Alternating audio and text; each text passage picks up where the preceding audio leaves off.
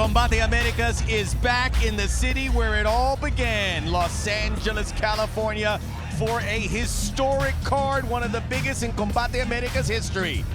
The Galen Center is the venue, right across the street from the University of Southern California. This is Combate Reinas. We're gonna find out who is the Reina Más Chingona. Welcome in, I am Max Brenos. Here is my Reina, there is only one, Juliana Peña. I know you're excited about this card. I can't wait! The wait is over. It has been an incredible day. This is the emerging stars of the female fighters here in Combate Americas will be front and center.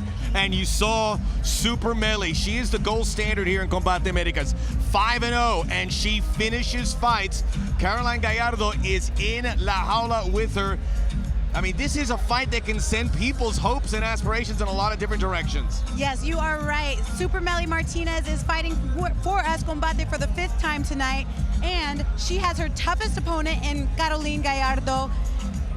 She's a training partner of mine, Caroline. We know. And she is smooth, she's fast, she's quick, she's strong, she's durable, and I could go on and on, but it is also Caroline's toughest fight. Super Melly Martinez is no joke. I've seen her knock out people with her hands, her feet. She is a killer. Super Melly is on a trajectory, and it could all end here. You'll find out. That fight's ahead. But let's get the fight night underway here from the Galen Center in Los Angeles. Our opening bout inside La Jaula. It's Oscar Jacare Suarez facing Malicious Mikey Reyes.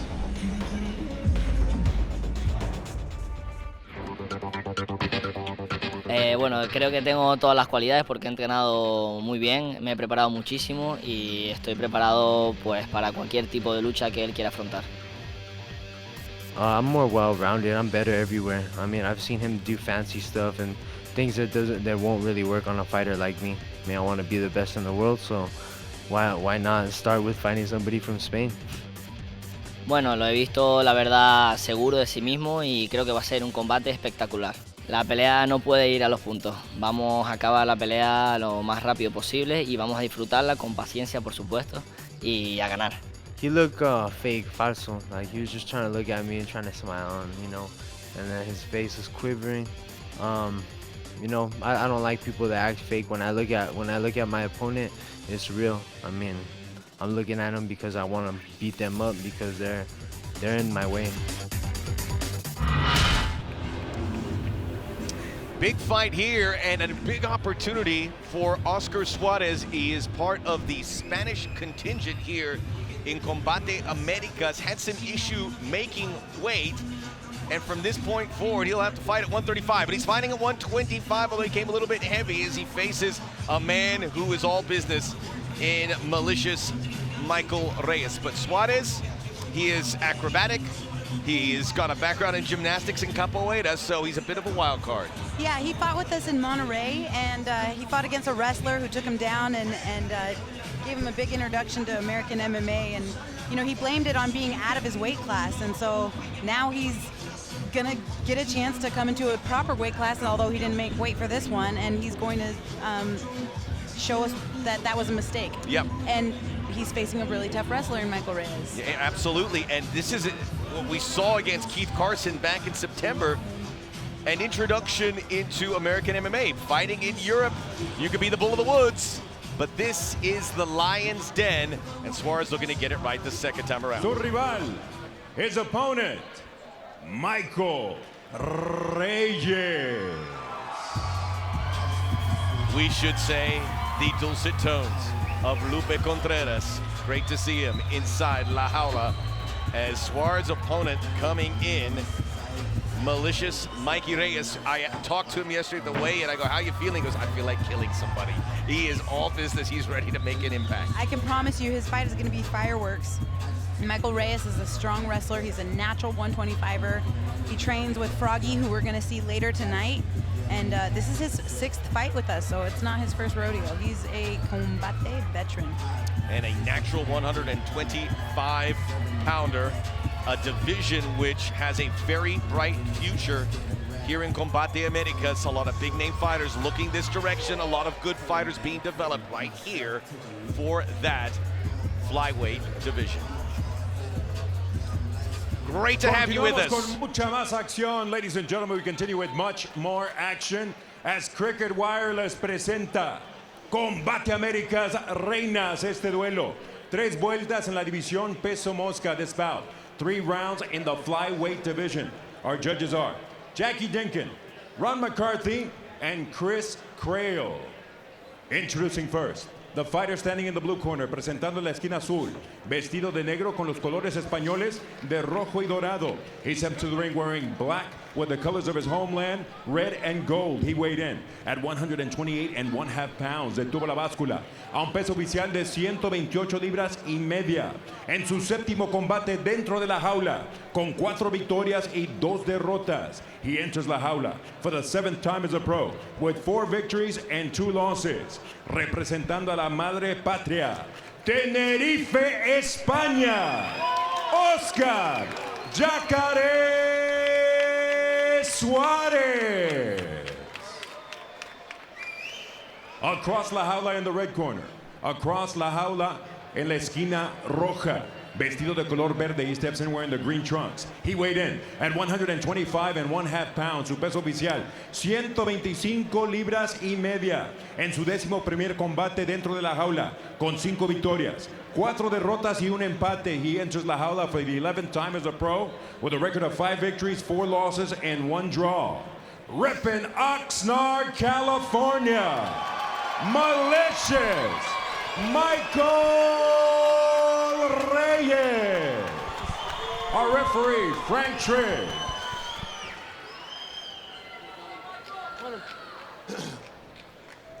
Gentlemen, you got your instructions in the locker room. Obey my commands at all times. Protect yourself at all times. You want to touch gloves, do it now. Go back to your corners, come out swinging. Great fighter in his day, Frank Trigg, now referee. As we go to the tail of the tape, you can see Suarez coming in heavy for that flyweight limit. He is in diapers in his career at 20 years of age, but he has a 2-inch height disadvantage, a 6-inch via the reach. And a big crowd from Oxnard and Ventura County to see Reyes. They're here to see Froggy Estrada a little bit later. We're underway. Our opener, glad you are with us here on DAZN. Big time card from Los Angeles. It is Combate Reinas. Nice. Short left from Reyes. Straight right down the pipe and sat him on his butt right away. I love it. Suarez leery of the wrestling, but he got hit with the stand-up game early on. Got caught with that left hand again. Reyes has been wrestling. He was a high school wrestler for all 4 years and was going to make a career in collegiate wrestling until he found MMA and fell in love with the sport.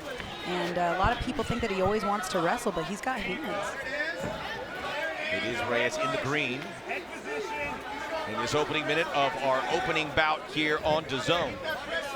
Reyes with beautiful head position, looking for the takedown. For the underhooks too, as he gets wedged in there. And Suarez is doing a good job keeping his wide hips and being able to defend the takedown so far. Changing levels there, Reyes, as he looks to get Boom. airborne on Suarez and drops him hard on his back. That was a gorgeous double leg. I love it. He just picked him up and powerbombed him down there. That was good. That was by design. He got low and then he came up high, and now he's looking to clear the guard.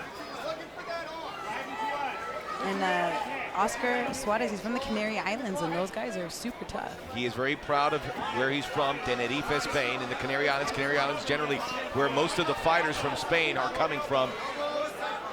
It's a sport in its infancy still in Spain, but you know that country develops great athletes in every walk of life. Why not MMA? Exactly. They definitely want to be a champion in MMA, and I think that they can. They have a lot of emerging talent coming out of Spain. You're going to be surprised. We got Bruno Canetti, I believe, that's going to be fighting later.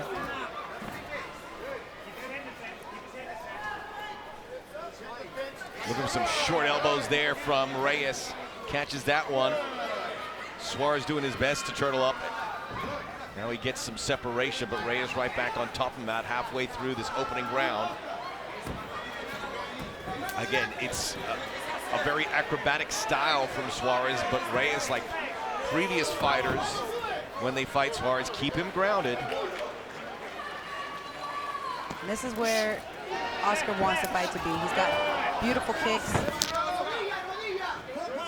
But he's not being able to get any separation or any distance from Michael Reyes. Michael Reyes is doing a good job of smothering him and taking all the space away from him. Ooh.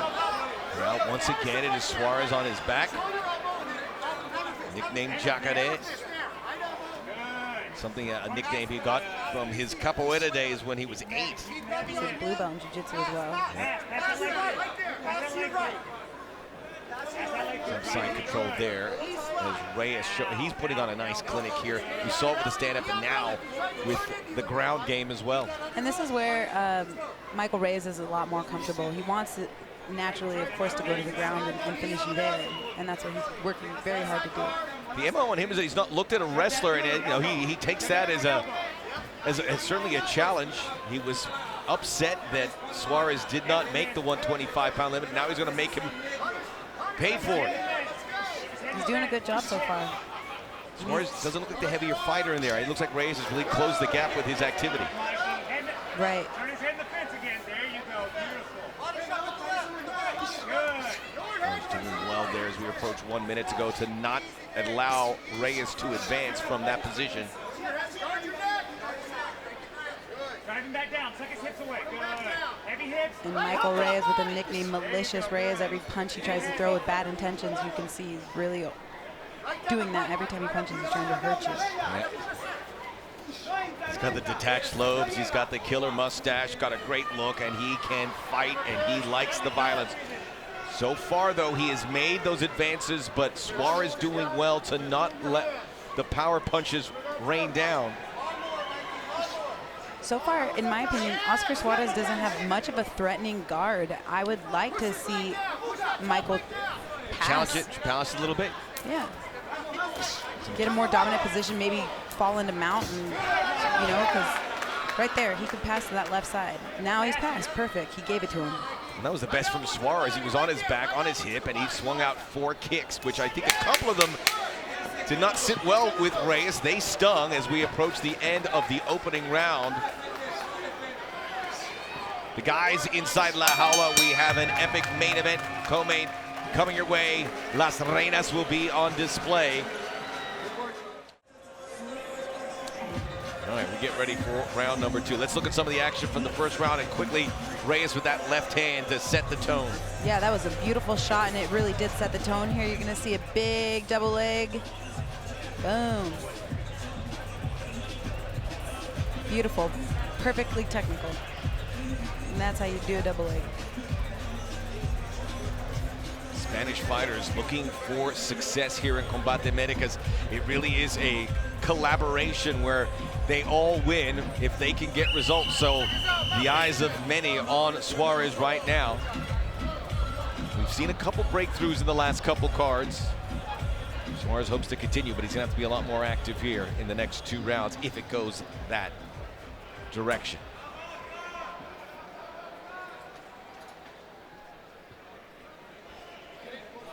Ready for round 2 here, Los Angeles, California. Glad you could join us. We are live on DAZN. Malicious Michael Reyes in green. In that southpaw position too, which can sometimes be confusing because most people are right-handed and orthodox fighters. But it says that Oscar Suarez can do both, go left and right.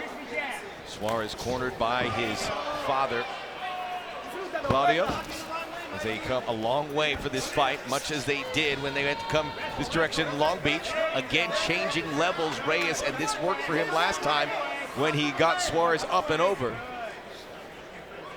Nicely done by Michael Reyes. He's going to try to pull him back down to the ground, and I really like that Oscar got back to the feet. I would like to see him separate and maybe implement his own game plan, which would probably be his striking, since that's his strong suit.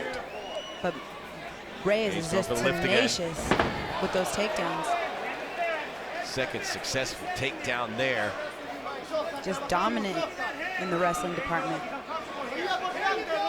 And now you challenge the guard of Suarez again. It's not looking intact, and Reyes is getting through. I did can challenge the guard of Suarez, but I will also say you don't necessarily need to pass when you're in a position like this. He's stuck up against the fence, just posture up and rain down bombs, and that's exactly what Michael is doing. He's being extremely malicious in all those. Frank Trigg is going to stop it. Stops the fight. A lot of activity. Suarez did nothing, and Michael Reyes dictated a game plan, and he executed, and he is victorious. Victorious, and he wants the belt.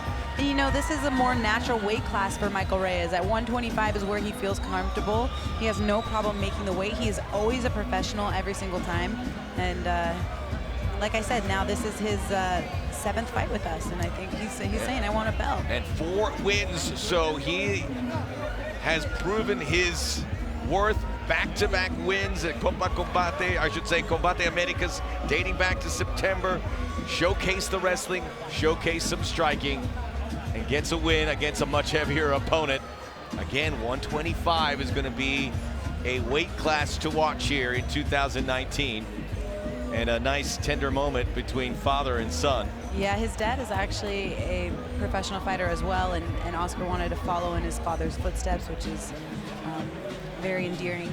I think that's super awesome. But it's like a lesson here because it's different. You need good wrestling. You need a good background if you're coming from Spain where you don't have that background in this case. And another lesson for Suarez. Yeah, I mean, American MMA, you got to know how to wrestle. And I think that he kind of got an introduction to that American MMA by Michael Reyes. And, you know, you got to be able to fight everywhere. All right, but American MMA dictates this business right now, and Michael Reyes from Ventura, California, Una victorious. lluvia de golpes sin respuesta obliga al referee Frank Trigg a parar la contienda con un tiempo oficial de 1 minuto 23 segundos del segundo episodio. A shower of unanswered blows obligates referee Frank Trigg to stop the contest with an official time of 1 minute 23 seconds of round number 2. Your winner by way of technical knockout, el ganador por knockout técnico, repping the 805 Malicious, Michael Reyes. And coming up, the Battle of the Barrio. There is Adrian Guzman, El Castigador, and he is going to be facing Jose Froggy Estrada, one of the big names and heavy hitters of Combate Americas. And a fight most of us look forward to on this card. We're going to get to the Combate Reinas, but there are some spots here for the gentlemen to make a big impact. These 2 fighters you see next, Guzman unbeaten, Froggy Estrada, a guy nobody wants to face, and has won 5 of his 7 fights in Combate Americas. That's coming up next. Froggy's one of my favorite fighters. Froggy's great. He's a lovely guy. Yeah. You're talking, but he is nasty inside that howler. He is, and you know what else is nasty? He brings a nasty crowd, and Yeah. nasty in a good way, like sick. There's like over 200 people That's here what for he Froggy. told. He said, I got 200. Yeah. He And sold over he's not, 200 tickets. he's not exaggerating. No. I mean, the place is still filling up, but I guarantee you once Froggy comes out here, this place is going to get crazy. All right. Let's get over to Jen Sturger with a special guest. Thank you so much, guys. I'm here with Michael. Michael, congratulations on an absolutely dominant performance out there. Now, before your fight, your opponent had actually blamed his wrestling deficiencies on his weight class. Were you expecting that to be one of his weaknesses going into this? Yeah, I mean, I knew I was better everywhere. I mean, I knocked him down in like the first 10 seconds, but I knew no matter what, I would finish him. So I'm a world-class wrestler, I'm a world-class boxer, I'm a world-class Muay Thai fighter. If I didn't believe it, I wouldn't be here right now fighting with some of the best fighters in the world. I just beat somebody from Spain. We'll go somewhere else. I'll go to another country. They could come over here, but I'm gonna win. The result's gonna be the same.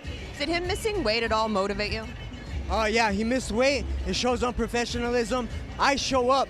I almost kill myself to make weight sometimes, but I do it every single time. Not once, whether it was in wrestling, whether it was in fighting, I've never missed weight. And I show that professionalism not only before we get in the cage, but when we're in the cage too.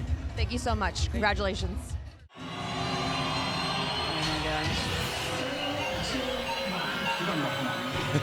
Froggy made a huge impression at the weigh-in, some colorful underwear.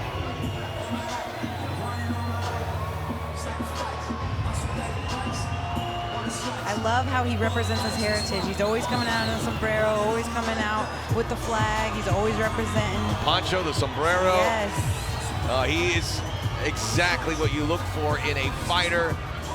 Good inside the cage, good outside of it, selling tickets. And I haven't had a chance to hang out with Adrian Guzman as much as I have Froggy, but I just got to say, Froggy's become one of the closest fighters that in the league, and you know, I just think he's such a great person. He's got a great heart, such a sweet gentleman. Always. Sweet until he goes through that door, and the sweetness goes. But exactly. Last time we saw him, he fought on the Monterrey card, lost to Levi Marroquin, and it was a fight where he had never fought outside of California. It was a lesson. It was a good fight. He was competitive in it. This is where he feels comfortable. Now he's got that experience under his belt, and I think that certainly is going to make him a more well-rounded fighter. He's definitely had not, you know, the easiest road. He's had some ups and downs, but every time he comes back stronger and better. And like you said, he's learning to make those adjustments and improve his game. And I think that that's something that he was telling me that he's been working on. And a lot of wrestling is something that he was wanting to focus more on. Two fighters in their prime. Estrada 28, Guzman 24. Let's go back up to Lupe. Con mucha más acción dentro de la jaula de Combate Américas, ladies and gentlemen. We continue with much more action this bout. Set for 3 rounds at a catch weight of 150 pounds. Este duelo, 3 vueltas a un peso pactado de 150 libras. Los jueces, the judges, Jackie Denkin, Ron McCarthy, and Chris Crail. Presentando la esquina azul, introducing the blue corner. Vestido de negro, con los colores americanos de rojo, azul y blanco. He enters la jaula wearing black with American red, white, and blue. He weighed in at 150 pounds. Su peso oficial, 150 libras.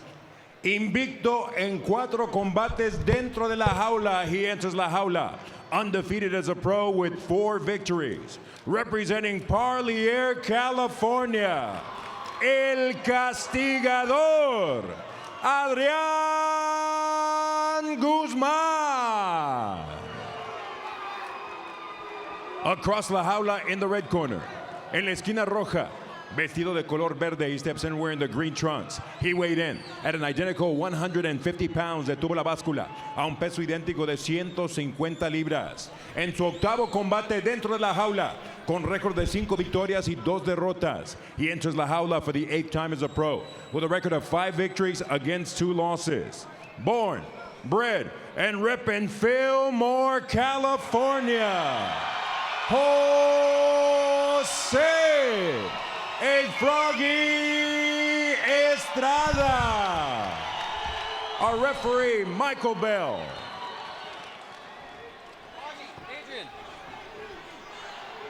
All right, gentlemen, you got your instructions backstage. Defend yourself at all times, obey my commands at all times. If you want to touch gloves, touch them now. Oh yeah. Bring it. Oh, no. To the tail of the tape.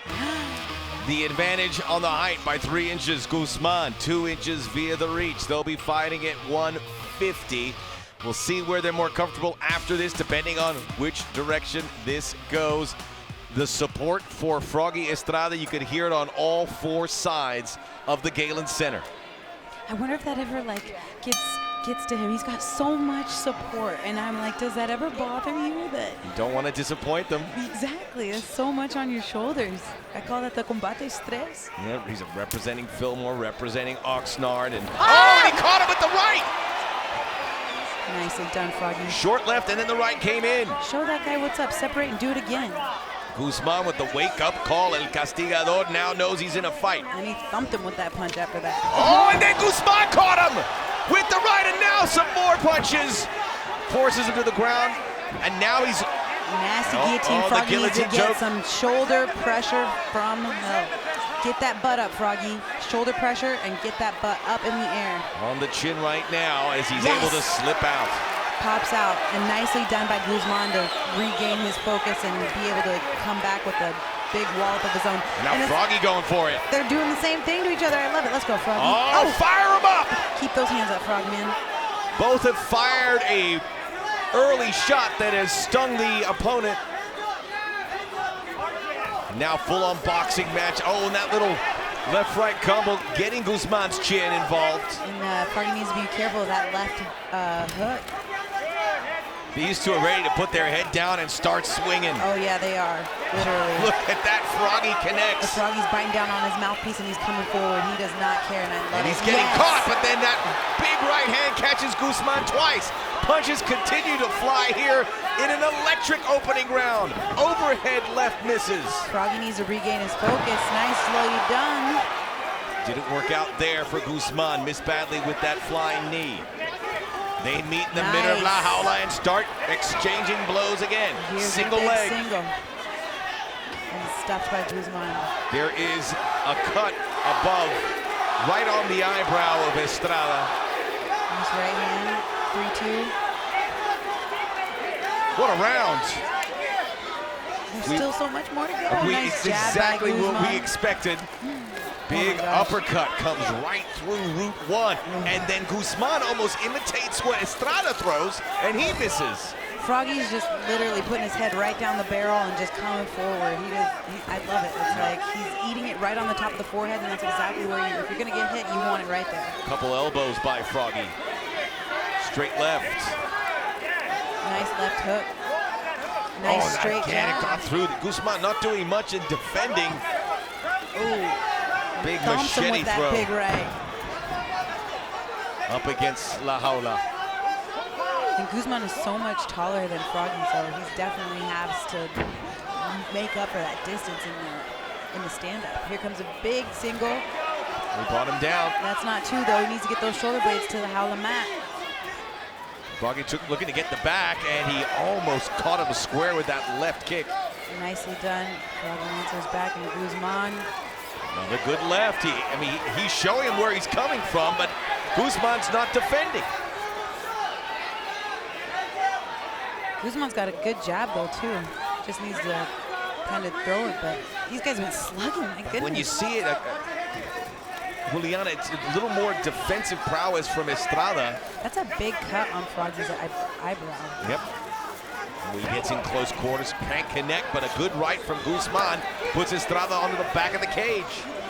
And both of these gentlemen are just so relentless. Neither one of them is moving an inch back or like taking anything. Right hand from Froggy connects. And a right hand from Guzman answers back. Good stuff. Looking for that lead leg. Estrada extends. Again, they meet there. The heads go down and they fire away. And it's like, what would you like to see more of? Nothing. It's like they're literally delivering in every single aspect. Guzman has an advantage in reach, but he's somewhat throwing it away here, Juliana, when they meet in the middle of La Jaula. You got to use your tools, and he is bigger than him, but he's not using that to his advantage. He's letting Estrada in. 30 and Froggy's seconds. looking for the knockout all day long. Oh. Michael Bell will stop it here. That's a technical foul.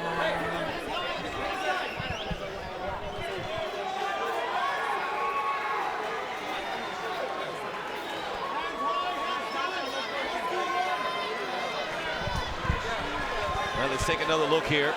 Yep, low blow.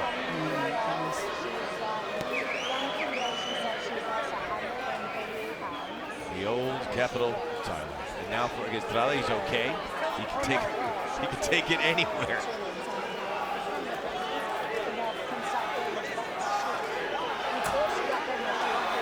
The chants of Froggy emanating from the Galen Center. They've come in numbers to cheer their champ. 30 seconds remaining. Overhead shot misses from Estrada. Guzman coming like a slap with that right hand in return. I'm telling you, it's like a big old thump. Oh. Either a kick or a knee kind of in between, and Guzman now just finding the range. Nice uppercut. Beautiful combo by Froggy. All right, we're going to get to a second round by hook or by crook. We made it.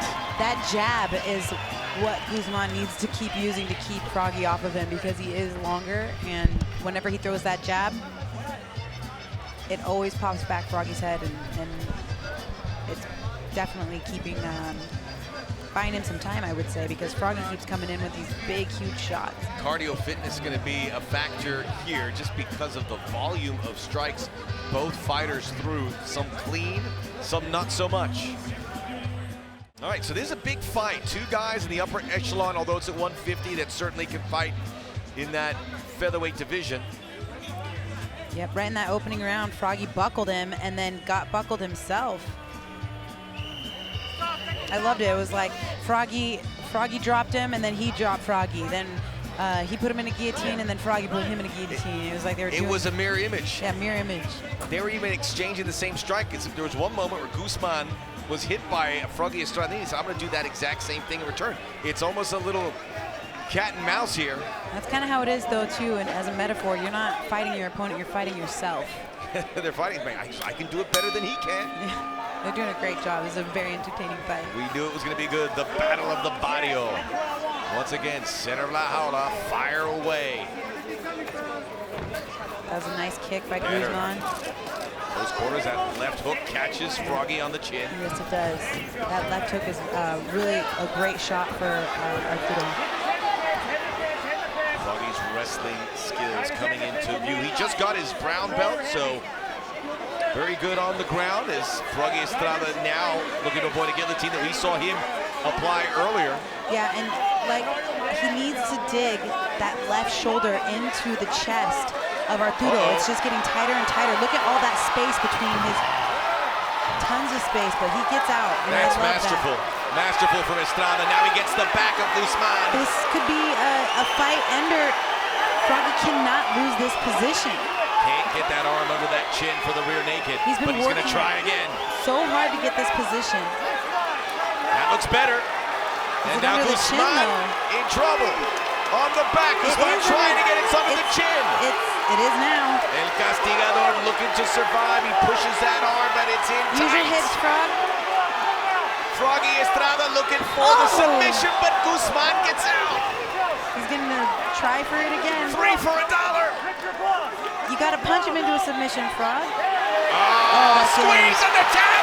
The Frogster's done it again. Nice. He didn't need a punch to get the tap. He just went for it again. Got tighter like an anaconda the second time. He got the tap. I love it. Scream for me, Fillmore. Froggy Estrada. The crowd doesn't drive him nuts. It feeds him. He is a star. One of the biggest in Combate Americas. Win or lose, and he wins a whole lot more than he loses. He entertains. And look at that cut, and look at the crowd. Selling merchandise, Froggy shirts. I want one. Juliana wants one. He has his own Snapchat filter. Let me where you at. Time victory, bouncing back from that defeat on the road to Levy Marroquin back in November. That's a big cut on his eyebrow. But it doesn't matter. He don't even feel it. He just won. All right, here we go. I love how he tried 3 times. He said, I didn't get it right the first, second, third time. Yeah, that one was, and then it went under the chin. That one got in. Nice. It slipped right underneath it perfectly. Right there. Literally. It's short choke, too. It wasn't a full rear naked choke. It was a short choke. It was beautiful. It's like a jigsaw piece fitting in perfectly. Nicely done. Buenas noches, Plácido Domingo.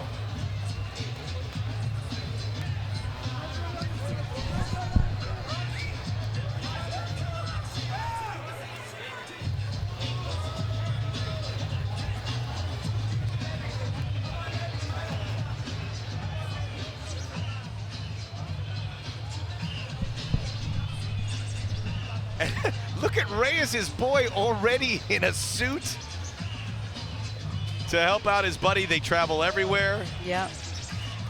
Reyes' girl makes all their food. It's a good relationship. Yeah. Aplica un estrangulamiento mata león, obligando a su rival a darse por vencido con un tiempo oficial de 1 minuto 30 segundos del segundo capítulo. Ladies and gentlemen, the red corner sinks in a rear naked choke, forcing his opponent to tap with an official time of 1 minute 30 seconds of round number 2. Your winner, by way of submission, el vencedor por sumisión, El Froggy. José Eso. Estrada.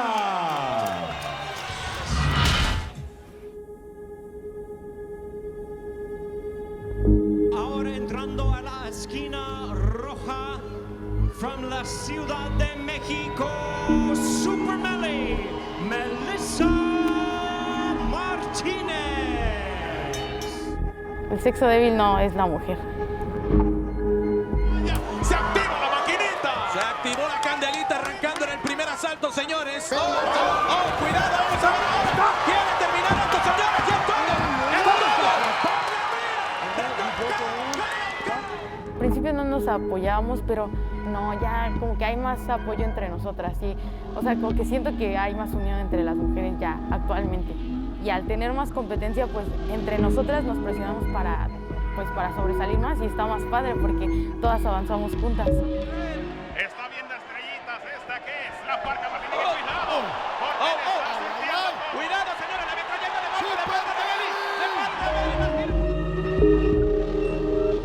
En general admiro mucho a las mujeres. Dicen muchas personas que el umbral del dolor de la mujer es mucho más alto que el hombre.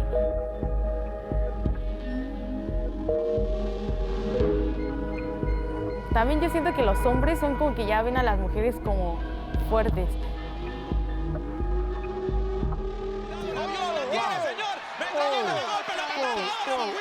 Puede terminar esto por la vía del knockout, señores, eléctrica. Y ahí está.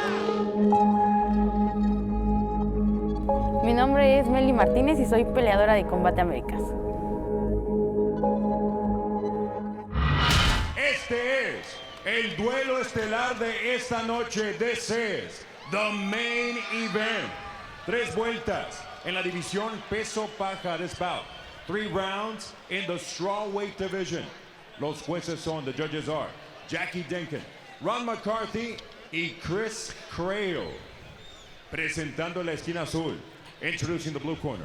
Vestida de negro con el tricolor mexicano verde, blanco y rojo. She enters the jaula wearing black with the colors of Mexico, green, white, and red.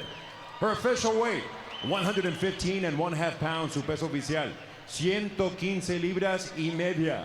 Esta noche entra a la jaula invicta a nivel profesional con 5 victorias. She enters la jaula of Combate Américas undefeated as a pro with 5 victories. De la capital azteca, la Ciudad de México, DF, Melissa Super Meli Martínez.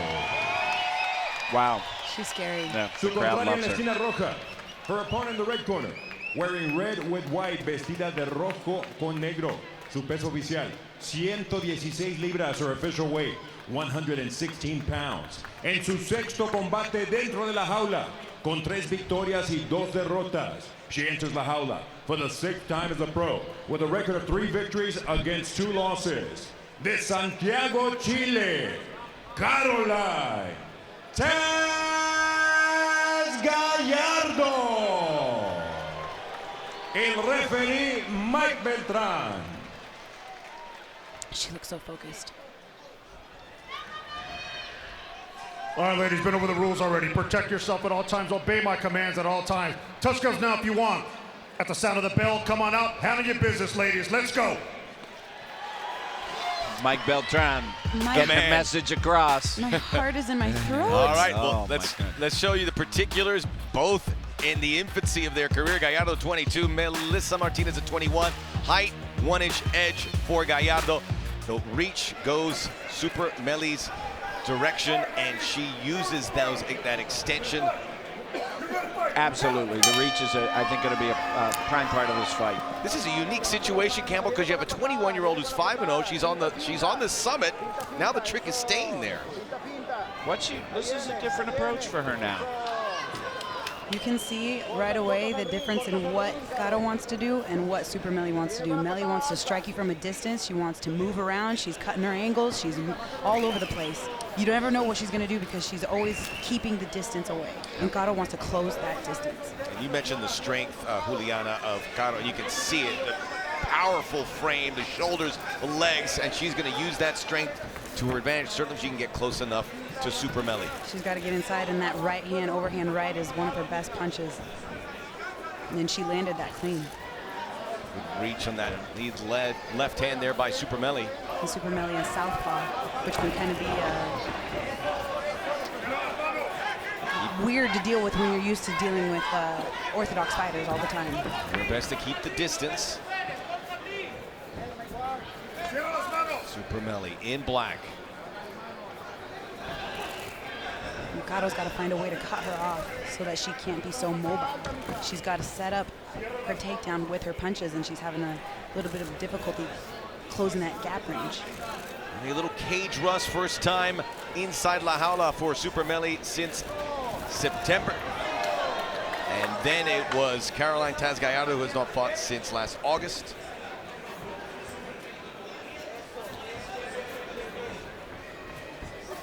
Oh, that's a firm right hand there by Gallardo, catching Super Melly. That overhand right, like I said, is one of her best punches. And she also has kicks of her own. She's a complete fighter. She's got to cut her off, though. She can't let her get so much distance on her, and it's frustrating because the Jaula's big. Gallardo the aggressor, and it's Super Melly looking for that counter punch as he goes to that lead leg. And Super Melly is so technical. Whatever she throws, when she does throw it, it's precision. It's right. It's a sniper type punch. Yeah, you saw that was right on the inside of the knee. Yeah, it's a sniper punch. Great boxing skills here by Super Melly. Again, out of range for Gallardo. Super Melly, it was the 1-inch advantage. Now finally Gallardo goes for the takedown and gets it. Nice, beautifully done. This is all Caro was waiting for, her opportunity to finally get this takedown. She's got heavy hips, and this is where she wants to be. She's got a ton of time. She's a teammate of yours, is that right? Yes, sir. And this is where Gallardo wanted to take Super Melly to the deep end of the pool. She's got a ton of time to work. She's got 2 minutes. Gallardo very blessed, was her words, to represent her country of Chile here in Combate Americas. There's a few fighters from Chile tonight. Yeah, we'll get the second one a little bit later in Gloria Bravo. Nicely done. Nice knees in the clinch from Caro. Caro's representing Chile very well here. She looks great. And we saw Pablo Villaseca at Copa. And she let Super Melly get back up, and that's going to be difficult because Super Melly, as we saw that entire round, is so difficult to get a hold of. Super Melly back to her feet, which is great news, certainly for the Martinez camp. Direct kick into the midsection of Gallardo. It's a beautiful teep kick. And a nice left, straight left. That straight left, you've seen it a couple times, it's worked. I mean, like I said, she's accurate. Nice kick. Campbell, when you're looking for star power, you're looking for, what does you see in Super Melly that says this is someone can main event a card as big as Combate Reinas? JP is right about her technical skills. I mean, I've been noticing just her kicks are so accurate. You know, it's this Muay Thai background. It's just so badass. And she's a baby. How old is she? 21. Like Max says, her career is in infancy. It's in diapers. It's in diapers. Está en pampers. And what else is in diapers is the fact that she's been training since she was 1 year old. I remember she said that in the interview that her parents were both fighters. They owned a gym very a young age for them, and she's been training literally on the mat since she was 1 year old. And she's had tons of competition. The underhooks there for Bravos. We got 30 seconds to go. Super Melly was a really interesting sound from her about fighting, and you were in a gym and it was all men. You had to fight with the men, and then more women got engaged into this profession, and then they would always ask, who's your favorite women's fighters? Because all of them. We respect. Caro needs to be careful because when they separate, Melly is still super dangerous. You saw her land that one. Yes, she did. Super Melly tilting the scales a little bit at the tail end of round one. Now getting some blows in. Nicely done by Gallardo. She comes back with her own. Beautiful round for both women. Two tough women. Hard round women. to score. You know, I think this fight, this first round, shows just how advanced women's MMA has become. It's a very technical round, a lot of skill, right? We don't always see that with the new women fighters. Sometimes they have to find their way through their career, but these two, they look good now. No, they're world-class fighters, both of these women. Second round begins. All right, the left-handed stance again, southpaw. It's zurda here for Meli Martinez. Caro needs to get busy. Now, every fighter who has fought Martinez has said they've never been hit that hard. So that is certainly some intel Gallardo received, and make sure she's not on the receiving end of those fists, of those kicks. I can see already Caro's a little bit of a changed game plan, meaning like stay on her, stay on her, stay on her, always staying on her, always stay on her. Don't give her pressure, pressure, pressure, pressure. And that's how you have to fight a fighter like this. You have to pressure them. There in the strawweight division, there's the second takedown, but it is brief, and a massive knee! Gallardo's in a world of pain of another knockout for Super Meli! She's done it again! La Reina! Beautiful. And there's some sportsmanship that you see there. Right, I love that. You know what? I love sitting in the booth with you guys. I gotta go in there. Right. Take care of business. She's done it again. She's like a sniper, dude. She hit the knee and she pulled away. I'm almost like, oh God, I hurt her. Is she okay? Or no? And then she went in for the finish. She's a killer. I've never seen anyone like this. Neither have I. I'm a killer, but a face of an angel, and she is face of an angel, but she's intimidating to look at sometimes. I literally now she is. No, sometimes I'm like, this girl's intimidating. Wow. I mean, you have this main event, and people are talking. Who is this Super Meli? Is the hype real? Let's see. Yeah. Let's see. What happened here? She she caught the knee. She went for the takedown. Boom. She hit her. Wait, I'd have to see that again because her hands were down on that. Yeah. Do you know what I mean? Yeah, well, probably worth another look. But Gallardo went for the takedown. You and can't knee a grounded opponent, and I think that both of her hands were touching the mat. But I would we'll have take to, a look. Yeah, I would have to see it again. Here we go. Here we go. Here comes a takedown. Super Meli's gonna reverse it, stand back up. Garo's touching the mat. Oh, both of her hands were up, actually. Okay, that was clean. so good, clean. Yep. And then Gallardo looks her down and says, oh boy. Yeah, she was Here out comes of the it. pain. And she turned away as well, and that's a sign that no good, no We've dice. seen her win with kicks, we've seen her win with fists, and now with a big knee to improve to 6-0. She's amazing. 5-0 in Combate Americas. This is your reina. We have a lot of fights coming up, folks, but as advertised, Super Meli. La Chona.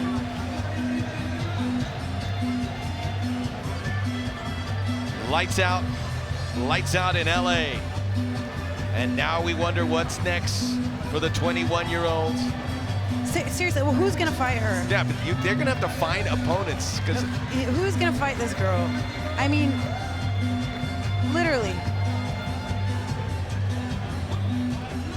extremely impressive. She was patient. She waited for that, and the takedown defense, which we didn't know was all that good. She looked better here than in her prior fight, where she had the knockout in the last time we saw her, but there was a little moment of intrepidation. This was patience. Okay, I see what you got. The takedown didn't work, and now laid you out. Here we go. Gato was patient, waiting for it, picked up the leg, and got kneed right in the face, and that was a big, huge knee, and it was the say goodnight, Grace. That was the shot that unfortunately, say goodnight, Gracie. Unfortunately for Gato, but not unfortunately for Super Meli. She is a killer, and she is the real deal Holyfield. Este combate concluye con un tiempo oficial de 50 segundos del segundo episodio, ladies and gentlemen. This bout concludes with an official time of 50 seconds of round number 2. Your winner, by way of knockout, la ganadora por knockout y aún invicta, Super Meli, Melissa Martinez. Unbelievable. What a fight. I'm so proud of both these. This is unbelievable. Wow, what an organization I have built. Yes, that I you have have. these two fighters. Literally. And you know, it was interesting. Mike Beltran said, our ref said that she was a microsecond away from striking a downed opponent. He said her timing. We were talking was about that. Unbelievable. Yeah. Who are you gonna get to fight this girl? I guess someone without a TV. Someone that has not seen this. Yeah, Who am I fighting? Who am I No, I fighting? mean- Well, I mean, honestly, JP, I mean, that was as good as I could Gallardo, get. I mean, yeah, that was she's as a good as I could get. opponent, you know? And some of Melly's fights, we were pretty sure it was going to go Melly's way, but this one was not one of those. No, this was definitely her toughest fight to date, I think. I think that her opponents have gradually gotten tougher and tougher. And I definitely think that that was maybe her toughest fight to date, but she is just all around world class. Well, we're going to see Hernandez, who she fought.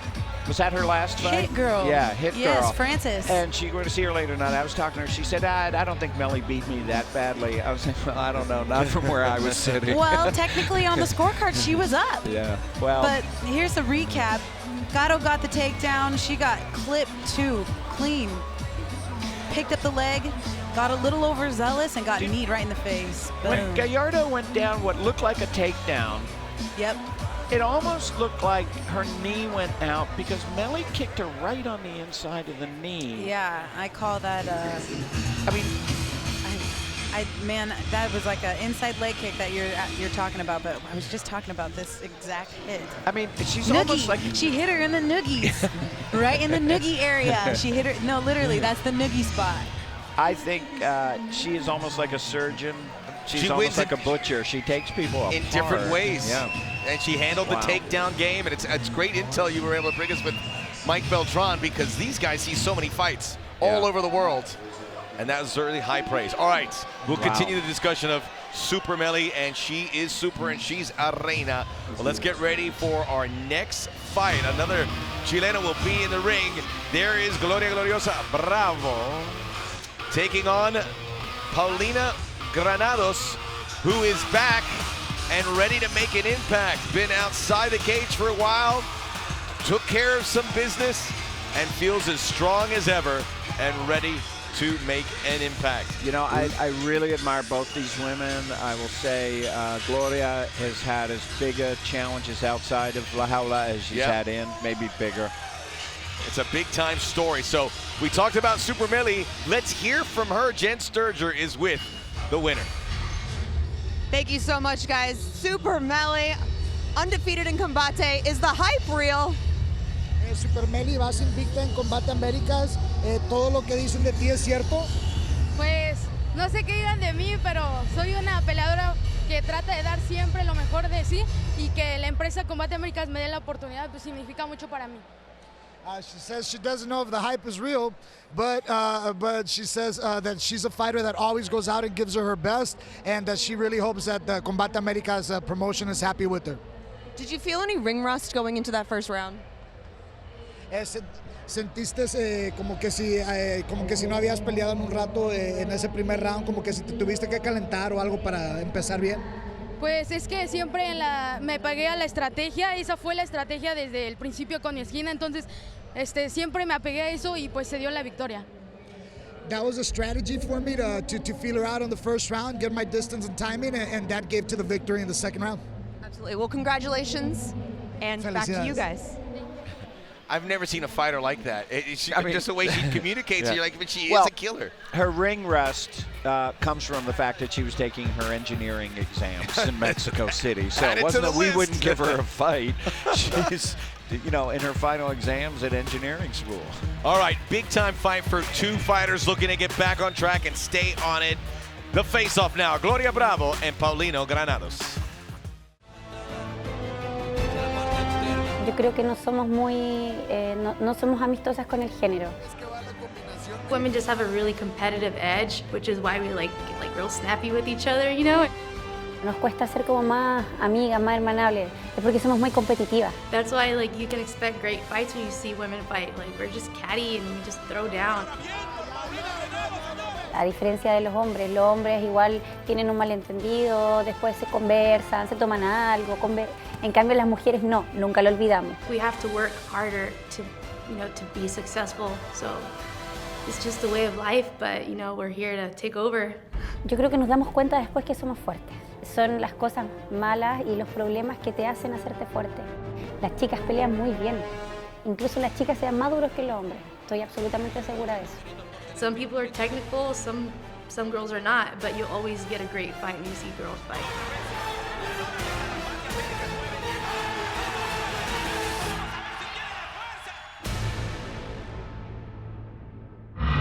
We continue with much more action as Cricket Wireless presents Combate Américas Reinas. Este duelo, 3 vueltas en la división peso átomo. This bout, 3 rounds in the atom weight division.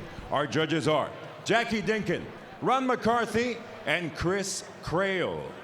Introducing first, the fighter in the blue corner, presentando a la peleadora en la esquina azul. Vestida de rojo con blanco, she enters la jaula, wearing red with white. Her official weight, 106 pounds, su peso oficial, 106 libras. En su noveno combate dentro de la jaula, con 4 victorias y 4 derrotas. She enters la jaula for the 9th time as a pro, with a record of 4 victories and 4 losses. Representando a Santiago, Chile, Gloria Gloriosa Bravo. En la esquina roja, in the red corner, vestida de negro con rojo, she steps in wearing black with red trim. She weighed in at an identical 106 pounds, detuvo la báscula a un peso idéntico de 106 libras. En su octavo combate dentro de la jaula, con 4 victorias y 3 derrotas. She enters la jaula for the 8th time as a pro, with 4 victories against 3 losses. Representing San Diego, California, the Firefox, Paulina Granado. Our referee, Frank Trey.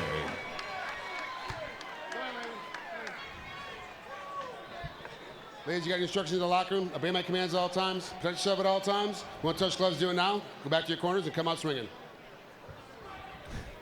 Frank Trigg, your referee.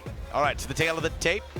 Granados, 5'2", Bravo 1 inch above her at 5'3", and there's just a 1 inch separation in reach.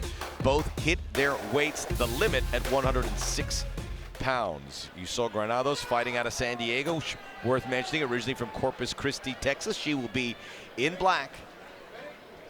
And we're ready for round 1. Back-to-back Chilean fighters. Gallardo taking the defeat, no shame, losing to Super Meli, and we'll see if Granados can even the keel for Chile. Granados front foot, but she caught something on the way in. Granados is strong, looking for the takedown, and Gloria's defending. Big elbow over the top and a knee answered back by Gloria. Granados, interesting what she had to say about her previous defeat. She said she was focusing on the wrong thing, the fear of failure, instead of what she wants. Be the aggressor. A combination for Granados, very active feet early on. We saw her change the angles briefly as she approached Gloria Gloriosa Bravo. Gloria Bravo switched things up. She was training in Vegas. She didn't know if she should stay back in Chile or she should go back to Vegas, but she's back in Chile. She's working hard. She's been putting in tons of work and getting a lot more help and support. And I think we have already seen a different fighter than the last time we saw her. Right, the big hit, and you saw the reaction from the corner of Gloria Bravo, that big kick which catch Granados. Nice big overhand too for Gloria. We saw not much difference in the tail of the tape, but Bravo certainly looks longer. Something in the shoulders, but she is able to use that length a bit. Granados unable to connect on the kick, and Bravo comes up and over. And Gloria's long and lanky, and she's throwing those straight down the pipe, and her leg kicks are solid too. Very precise puncher.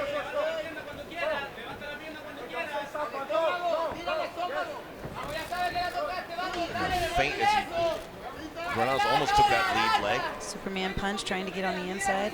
Nicely done by Granados. To the head from Bravo. 16-month layoff for Granados. She had to deal with injuries. Opponent fell out, missing a fight there, eager to get back. Last time she fought against Kira Batara, who we will see next. Yura did not make weight, came at 120, so it was a strange matchup, and certainly you could excuse Granados for not getting it as Bravo catches with that left hook. Bravo, she seems to be a lot more calmer and a lot more accurate, but she needs to get out of there because Granados is serious. Well, Granados took a couple knees on the way in. She can't be going for that guillotine. She needs to jack up an underhook because Granados is strong in the clinch. But she's punching, she's working. She's finding any daylight and punching wherever she can hit some flesh. Side of the head. She's got a whizzer. She can't let her head position go away like that. She needs to meet that head position and not concede to it. There she does, nicely done. And she's off, big knee. Granados finally got up close, but now there is distance again. That will certainly favor Bravo. Under 2 minutes to go in this opening round. Ooh, almost caught with that right hand. Bravo just missed it, and now Bravo unloading.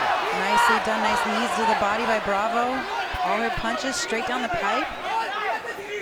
Into the clinch goes Granados. Looking for the takedown. Go. Take her forward. You can't go forward, take her back. This is where she wants to be. Clasp those hands, Paulina. Last flurry, we saw what Bravo's capable of punching. A little more power could be the difference. Nicely done by Bravo to get out of there. Good defensive posture from Bravo, too. It doesn't look like she's going to get caught with any punches. It's up to Granados to close the gap. Under a minute to go. There's a big mouse under the left eye of Paulina Granados. That punch barely missing. And she's breathing out of her mouth a lot more, Granados, and some blood around the nose as well. So you can see Bravo's making an impact.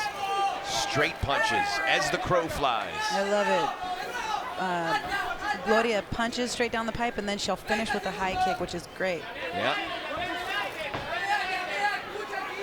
And you see Granados a little worse for wear as we approach the end of this first round. Blood on the forehead, blood on the nose, swelling around the left eye. Definitely a lot more damage taken by Granados. But she's also been pretty aggressive Big too. kick by Granados, catching that lead leg. She liked it, she did it again.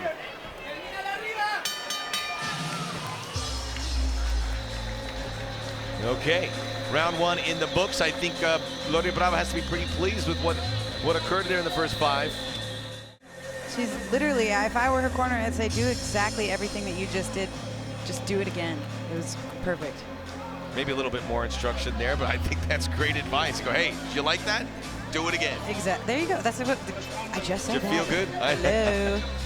I just, Juliana, if you haven't noticed, I just repeat what you say repeatedly. No, I'm just kidding. You're the expert. No, I'm kidding. Let's take a look at this first round. There was a... That high kick is money, and Gloria punches. Look at those, all landed. Bunches. And then she goes with the knees. She's everywhere. She's definitely shown a ton of improvement.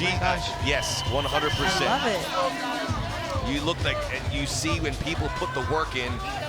Maybe it's that, like, you fought super melee, so you're not afraid of anything after that. Yeah, you know, you may get another shot. Maybe that's not the fight you want to pick, but you get some wins under your belt. You want to go for the top fighters in your division. Here we go, round 2. Granados like active with that jab if she can get close enough. Bravo, the better puncher in that first round. Now Granados fires away. A couple quasi takedown attempts from Granados in that first round.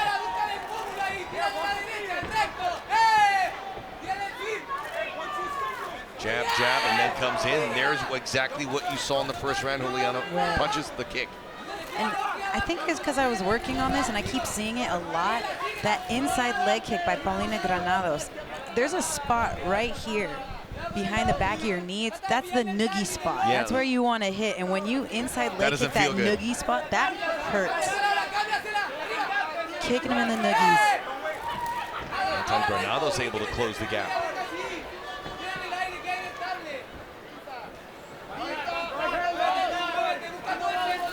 Gloria looks like she's waiting to punch. She can't let her backer up into that howler. She needs to make her own decisions. Start working at her own game plan and quit waiting for Paulina. All right, Gloria Bravo saying women never forget. Let's see if she remembers what worked in the first round. That's what did. See, and that's when she does her best, is when she's going forward, when she decides to go, when she's being first. Yeah, nice uppercut. Did you see that? Beautiful uppercut. Good work.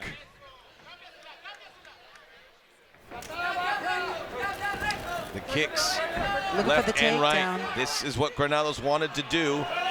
Gets lower, so it changes the levels. And Gloria Bravo's trying to hold on, maybe go for a Kimura type. She's holding on to her own wrist, but she needs to be careful because she could get taken down here with the single leg on the outside that Paulina's working on.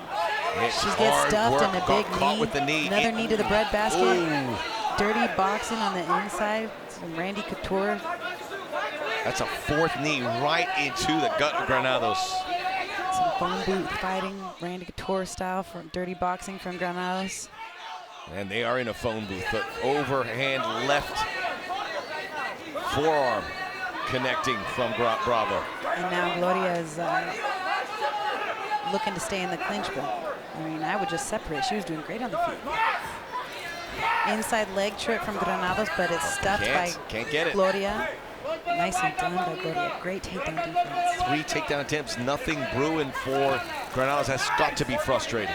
And she just keeps chugging away, keeps going in there and trying to get that takedown. She's doing a great job. She's tenacious. She's not giving up. She's always coming forward, and she's always being the aggressor. And that's what I love to see from fighters. And that's the game plan, certainly, from Granados. And what she's known for is a big right connects from Bravo, but Granados, they call her the Energizer Bunny. She keeps going and going, but if she catches a few more punches like that, she ain't gonna be going. Well, and the thing is that you might see more damage on Granados' face, but she's also the one who's coming forward and being the aggressor. So that's what, of course, that's going to happen when you're the one that's initiating the majority of the fight. Granados on the inside of the leg, that big seemed right, to work. 1-2, and you could tell that Gloria acknowledged it.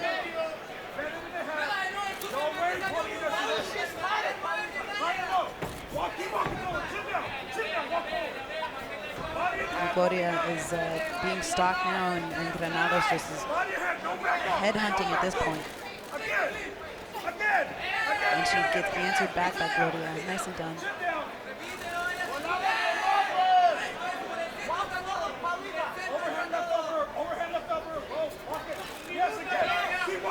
There we go, 1 minute to go. Another good round from Bravo. 1 minute can feel like a lifetime in there. Sometimes it's like, why are you telling me there's 1 minute to go? That's so much time. Nicely done. And Gloria's long. She's got long punches, beautiful knees. Nicely done. 1-2.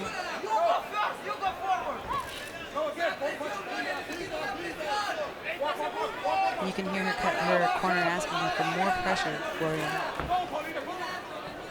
All right, again, Bravo has to be pleased with the game plan, not the power punches that we may have saw in the first round. Granados goes for the takedown attempt, doesn't get very low that time.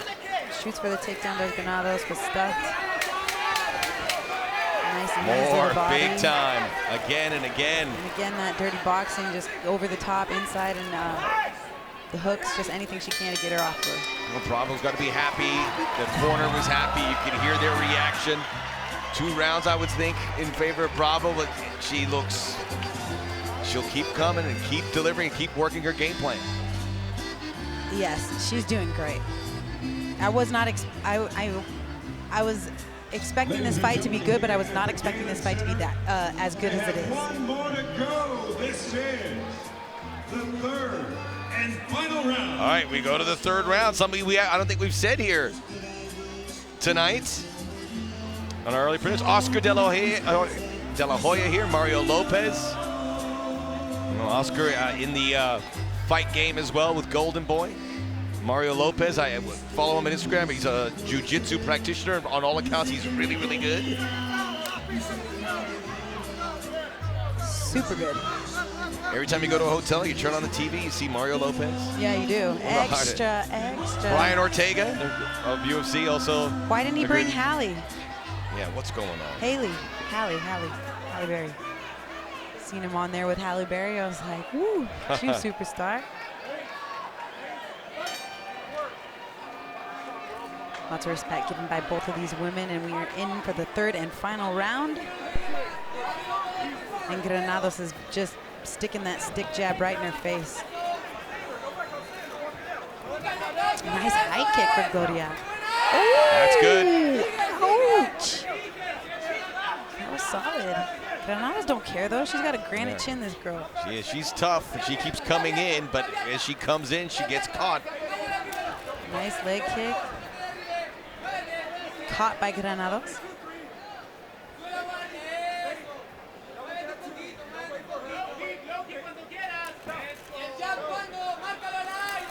Noogie twice. Inside, yeah, that little not so fleshy part of the back of the knee. This is really impressive from Bravo. I know you have been impressed, Juliana, to see someone work on her game, improve, and then execute it inside La Jaula. This was the Gloria Bravo that I was just dying to see, and I'm so impressed with her. Literally, I'm so impressed.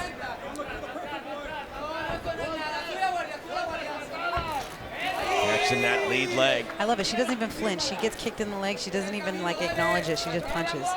It's great. Again on the lead leg. This is better from Granados. It's now or never in the third round. Chipping away.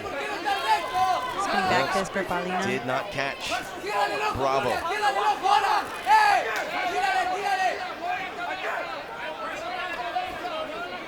And I mean, Granados, there you go. She just is so tenacious. I love it. She's just always coming at you. That little mouse on the left eye, it's becoming a rat. It is big. She don't care. She's coming in. It's gonna take a lot more than that to get this girl to stop, because she's non-stop coming at you.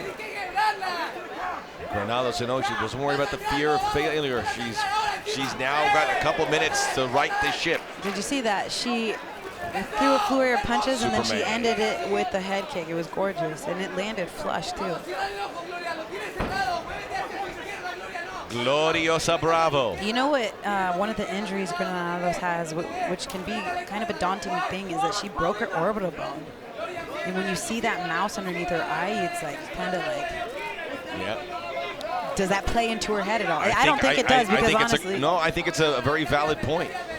I mean, it is, but I don't think it's like hindering her at all, because like I said, she's been coming forward this entire time. I don't know which eye it was, but hopefully it wasn't the left. Good left hand though by Bravo. She continues to hit Granados in the face. Granados throwing some lumber in close quarters. Here's takedown. Nope. Bravo gets out. Nicely done on the inside leg trip. It's just the timing and is just killing it, and it sucks because that's such a great takedown. It's actually one of my favorites, but I think also good something. Takedown defense. Yeah, great takedown defense, and Gloria is long. She's a long fighter. She's long and lanky. She is dedicated to the game. She is a member of 2 gyms, one where she fights with the men. She's now also involved in a gym that's exclusively women, so she trains at a diligent pace, very busy, starting to show. It's good to fight against the men, but you want to fight against the women to catch that level, to see what your counterparts are doing. Yeah, no, 100%. I think that these knees of the body from Gloria are beautiful. Real good, and she looks like she's in the first round still, although we're in the third. Composed. Granado's a different story. She's caught a lot of those fists.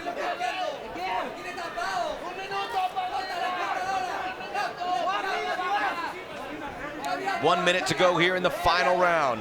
Bravo's got this, but does she go for the jugular and the glory on Combate Reinas? The night dedicated to the female fighters of Combate Americas. Super Melee delivered. Bravo looking to do the same. Granados is trying to connect with anything. Big overhand. Granados has not quit catching punches on the way in. Bravo extends with that big right kick. And when she sees Paulina, or excuse me, Gloria with that swelling of Granados' eye, it's kind of like a target. Hey, it sticks out. It's a big red light. Yeah, no, it says to me, I hurt you. I know exactly where to hit you again. Yes. Don't nice hear that often Superman enough. punch and a right hook right after.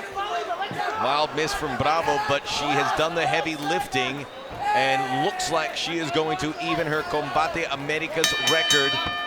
massive improvement as she beat Granados pretty much from pillar to post, and it will be a victory for Chile after all, unless something goes very odd here on the scorecards.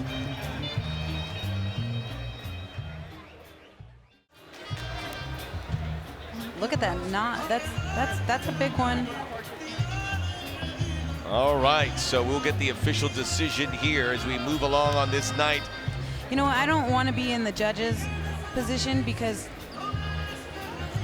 you're kind of wondering, like, what are you looking at? Are you looking at aggression? Because if you are, then I say Paulina wins because she was completely the aggressor the entire time. If you're looking at damage, which is another category that these referees are scoring, then I would say that Gloria won. She obviously did more damage. She even hit her with her own Superman punch.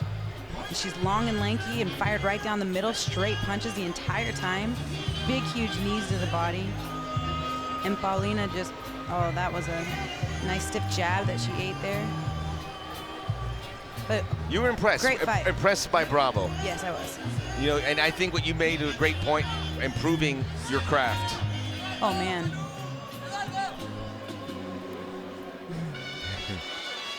Chile, it's a growing market, not only for folks watching MMA, but participating in MMA. And we're seeing some big developments here, and Bravo amongst them. Yeah, absolutely. Again, one of our emerging rising stars.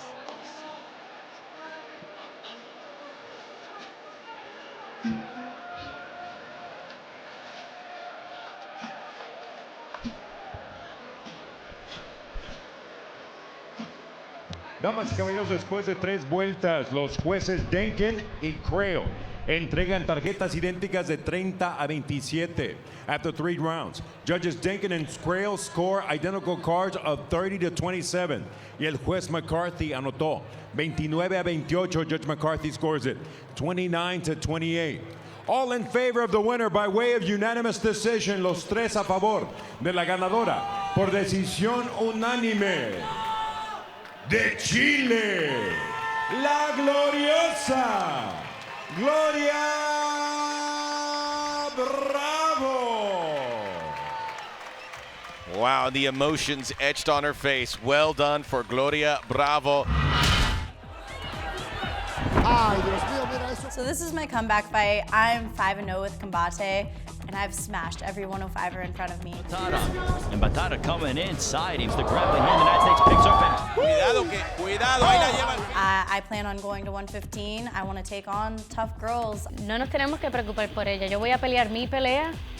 Y aquí el punto es de que ella va a tener que pelear mi pelea. Ese es el único objetivo aquí. Ha ganado por la vía del knockout con sus patadas. Cuidado, que le leía ahora la pierna a Francis. I've been doing this since I was 13. I've been so focused on MMA, so focused on this being my dream. Typical day, I'm eating and training and dancing and playing with my dogs. He estado en Irak, todavía estoy en el ejército. Yo entreno por las mañanas con otros soldados. En la tarde estamos haciendo jiu-jitsu, podemos hacer no-gi, podemos hacer gi, dependiendo. The way I see it, I am the queen of combate. There's no weight class. I'm the queen, I'm the best. And I will jump to any weight class to prove that. Lo que significa ganar la Kira significa que me voy a ganar mi lugar de nuevo aquí y yo sé que yo lo merezco. Y yo no soy cualquiera, yo puedo estar en la cima. We continue with much more action this bout. 3 rounds in the strawweight division. Los jueces, the judges, Jackie Denkin, Ron McCarthy y Chris Creo. Presentando la esquina azul, introducing the blue corner. Vestida de negro con color blanco, she steps in wearing black with white trim. Her official weight, 115 3/4 pounds. Su peso oficial, 115 libras y 3/4. En su 12º combate dentro de la jaula, con 7 victorias y 4 derrotas. She enters la jaula for the 12th time as a professional, with 7 victories against 4 losses. Fighting out of Las Vegas, Nevada, Kira Maguay Batara. Su contraria en la esquina roja. Her opponent in the red corner. Vestida de negro con el tricolor boricua rojo, azul y blanco. She is wearing black with the colors of Puerto Rico, red, white, and blue. Her official weight, 116 pounds, su peso oficial, 116 libras. En su séptimo combate dentro de la jaula, con 3 victorias y 3 derrotas. She enters la jaula for the 7th time as a pro, with 3 victories and 3 losses. De Camuy, Puerto Rico, Frances Hit Girl Hernandez. The referee, Michael Bell. Francis. Kira. All right, ladies, you got your instructions backstage. Defend yourself all times, obey my commands all times. Touch gloves, do it now. Best of luck to both of you. All right, the tail of the tape, Kira Batara, 4 feet, 11 inches. Big advantage there for the Hit Girl, and the reach not as big, but 4 inches, 116. And Batara made the weight at 116, and then she put on some weight here. So she wants to fight heavy, and put a lot of weight down on Hit Girl in those situations they can get to the ground. All I can say is MMA is a game of inches, and sometimes being the shorter fighter is not necessarily a bad thing. All right, we're underway. First round action. Kira Batara with the purple hair. That's probably the easiest way to do it. They're both shades of black inside La Jaula. Francis firing right down the center. Batara with the foot on the pedal here. Closes the gap. This is where she wants to be. And Hit Girl defending the takedown. Kira's trying to get into that clinch, and she wants nothing to do with it. Sorry, Juliana. No, I was going to say, but this may seem like Kira's back is up against the fence, but she could turn it around here and get the takedown. You see her the way at 4 feet 11 inches, but that center of gravity, she uses her size to her advantage, hence being unbeaten in combate. She is well traveled, did take a defeat in Japan earlier in her career when she was smaller. What do they say? Good things come in small packages? Yep. But strong center of gravity. You know who else is strong is Frances Hit Girl Hernandez. She's doing a great job of defending the takedown, and you can also see that she is physically strong. She's keep jacking that underhook up and keep walking to that underhook side. She made a big point about her improvement in her conditioning and getting that right as Batara looks to take her down but had no success, looking for that single leg. Yeah, well, she's definitely needing to defend that takedown. She can't give up that underhook, but if she's not going to stay with that underhook, she's doing the right thing with chucking that whizzer hard on the left side. This is impressive from Hit Girl. Second attempt for the takedown. She took a knee but went right back to her feet. Definitely, but Kira looks like she's about to try to power something out and trying to get her hands clasped around the legs of Frances, but Frances is just kind of sitting in a chair and just making Kira ride her weight. And Kira's head is stuck down on the ground, and she's almost like she's got a go-go. Like a pile driver. Yep, Kira steps around and does a perfectly single leg, steps over that to that single leg, and now she's right where she wants to be, minus the fact that Frances is right underneath her chin with that grip, stuffing Kira's head into the mat. Batara, who was hovering at 105, forced to fight at 115. Now this is going to be her weight class. Beautifully done. Looking for that takedown. Frances is trying to get back to her feet. She's doing a good job. But Kira is just relentless, making sure that she's sucking her up everywhere. Frances back to the feet, and Kira needs to take her right back down to the ground. Well, Hit Girl knew this is what she was getting into. Kick out that leg. Kick out that leg. Okay, she's going to ride it instead. That's fine. Again, just looking for the big toss there, but Hit Girl puts down her hips. Looking for a Kimura as Hit Girl. I like it. Maybe. Get those hips out. Hit Girl locking it in. And Kira stepping around to that side to defend. That Kimura's still on. It is, but it's going to be a lot harder to pull it out. Yeah, it's going to have to cover a lot of territory, but she is not giving up on that hold. And good for her. But Kira is almost in a mount position with her knee just right on her face, and that's such an uncomfortable position. She's doing a great job there. Oh, I mean, we mentioned how Batara, after the weigh-in, put on those extra pounds, and this is where it's going to come in pretty handy. Locked in. And Frances is doing a good job of not letting that Kimura go, and she reverses her position almost, but Kira's doing a good job of staying tight. She's holding on that Kimura still. Yeah. Oh, she's still working it. Well, good for her. She can try to go for an armbar from here now if she wants. Yep. Swing out those hips. The world is your oyster. Go for it. You still have it locked, so just throw that left leg around her face and you'd have her in an arm lock. Arms tangled tightly, and Do you it, see do Hit it. Girl, it's Go like for a an pretzel armbar. now. That's what she's thinking. And Batara knows it, and she's holding on. What a grip here from Hit Girl. She will not relinquish that arm. And Kira is doing a good job of trying to reverse it with a guillotine here. Snap. Guillotine and a snap, going to take it back next. Oh, and a big knee to the side again. Instead, she does damage. I love it. The hold has been released finally, and now she's got rear naked on her She's mind. got 41 seconds, 38. A little over 30 seconds left to go in the first round, which is plenty of time to sink in that rear naked choke. Batara's got those big, strong arms, looking to go 6-0 here in Combate. And her legs, which is where 90% of your rear naked choke is going to come from, is all in your lower body and your hips. Oh, Batara is she'll smile, she'll pose. Back to the mat, Francis. She'll be America's sweetheart. She gets in the howler, and she is a terror. Back to the mat, Francis. Not that way. I'll have to go see Stripes. Punches coming in There you bunches. go. Back to the mat. Tail end of round one. Nicely done by Kira Batara to finish the round strong. Almost chance for a finish. Does she have enough time? Nope. Dang. Referee Michael Bell will stop it there. We'll see round number 2. What a flourish at the end there for Batara. And you can tell that she just has so much fun in there, which is also really nice to see. She loves what she does. Yeah, she's good at it.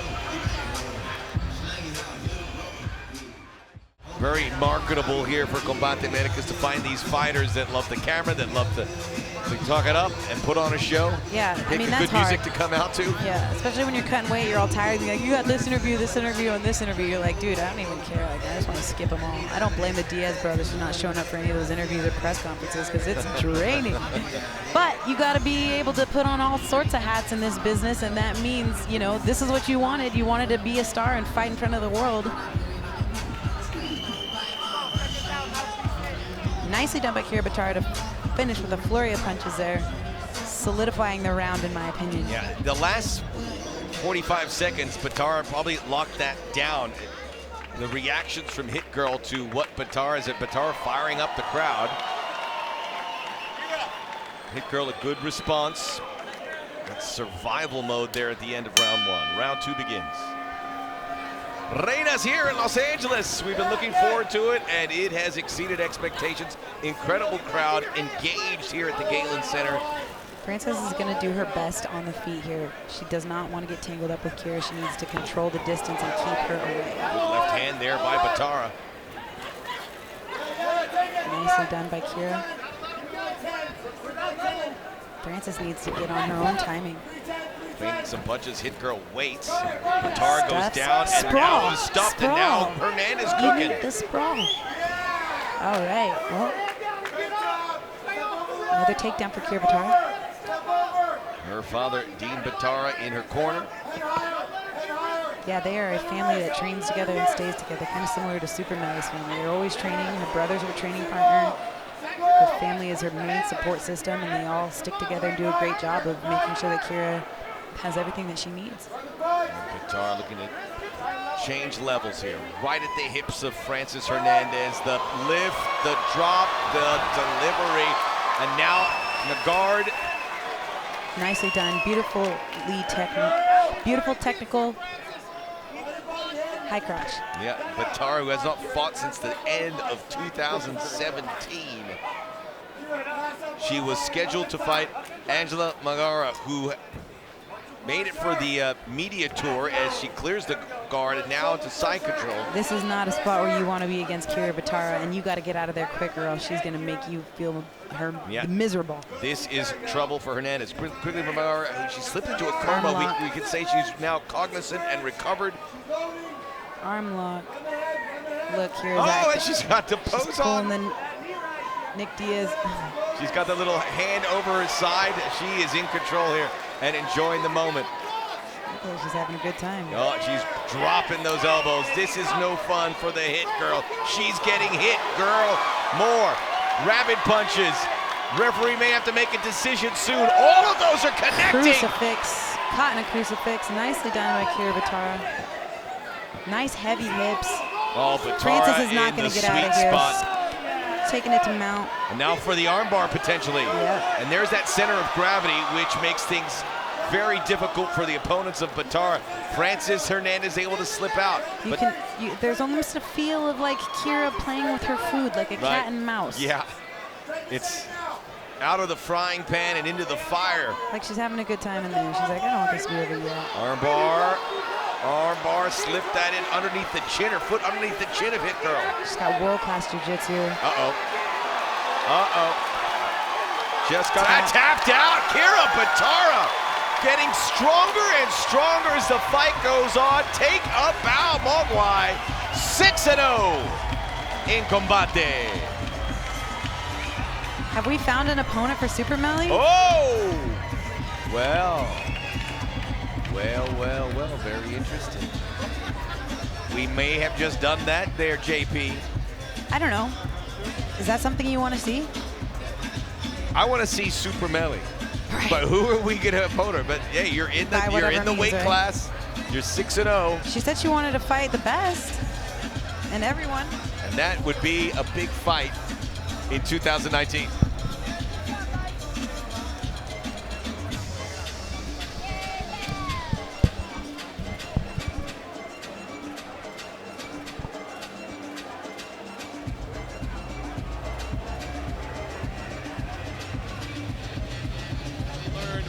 Francis Hit Girl Hernandez had her moments, but ran in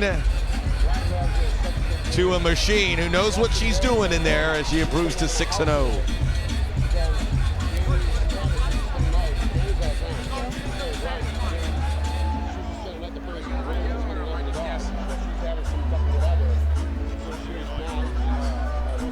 Okay, look at the replay, and this on the ground, unloading the punches. Crucifix. Didn't get the rear naked, was able to settle there for the armbar. And the quick tap.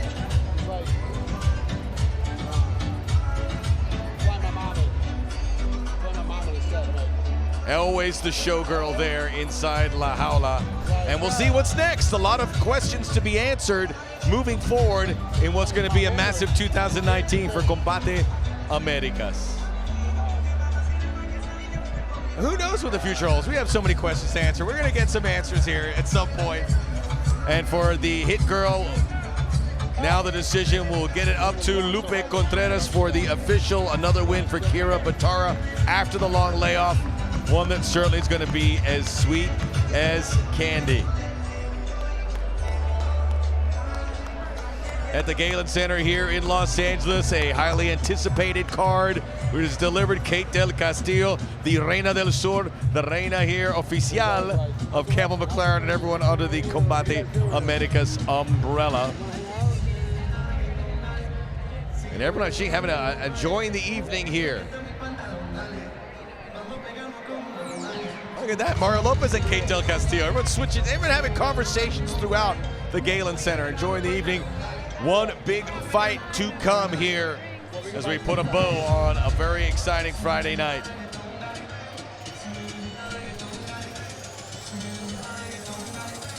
All right, official decision. Time to go inside La Jaula for the details. We hand it off to Lupe Contreras.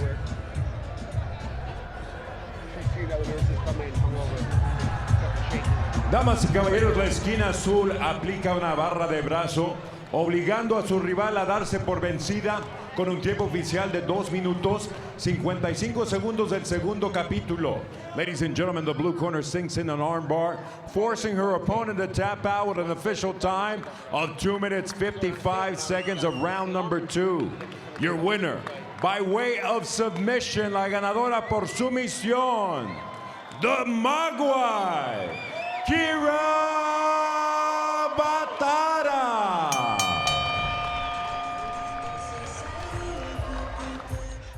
Vamos a pelear, señor. Venga para acá, al centro de la jaula.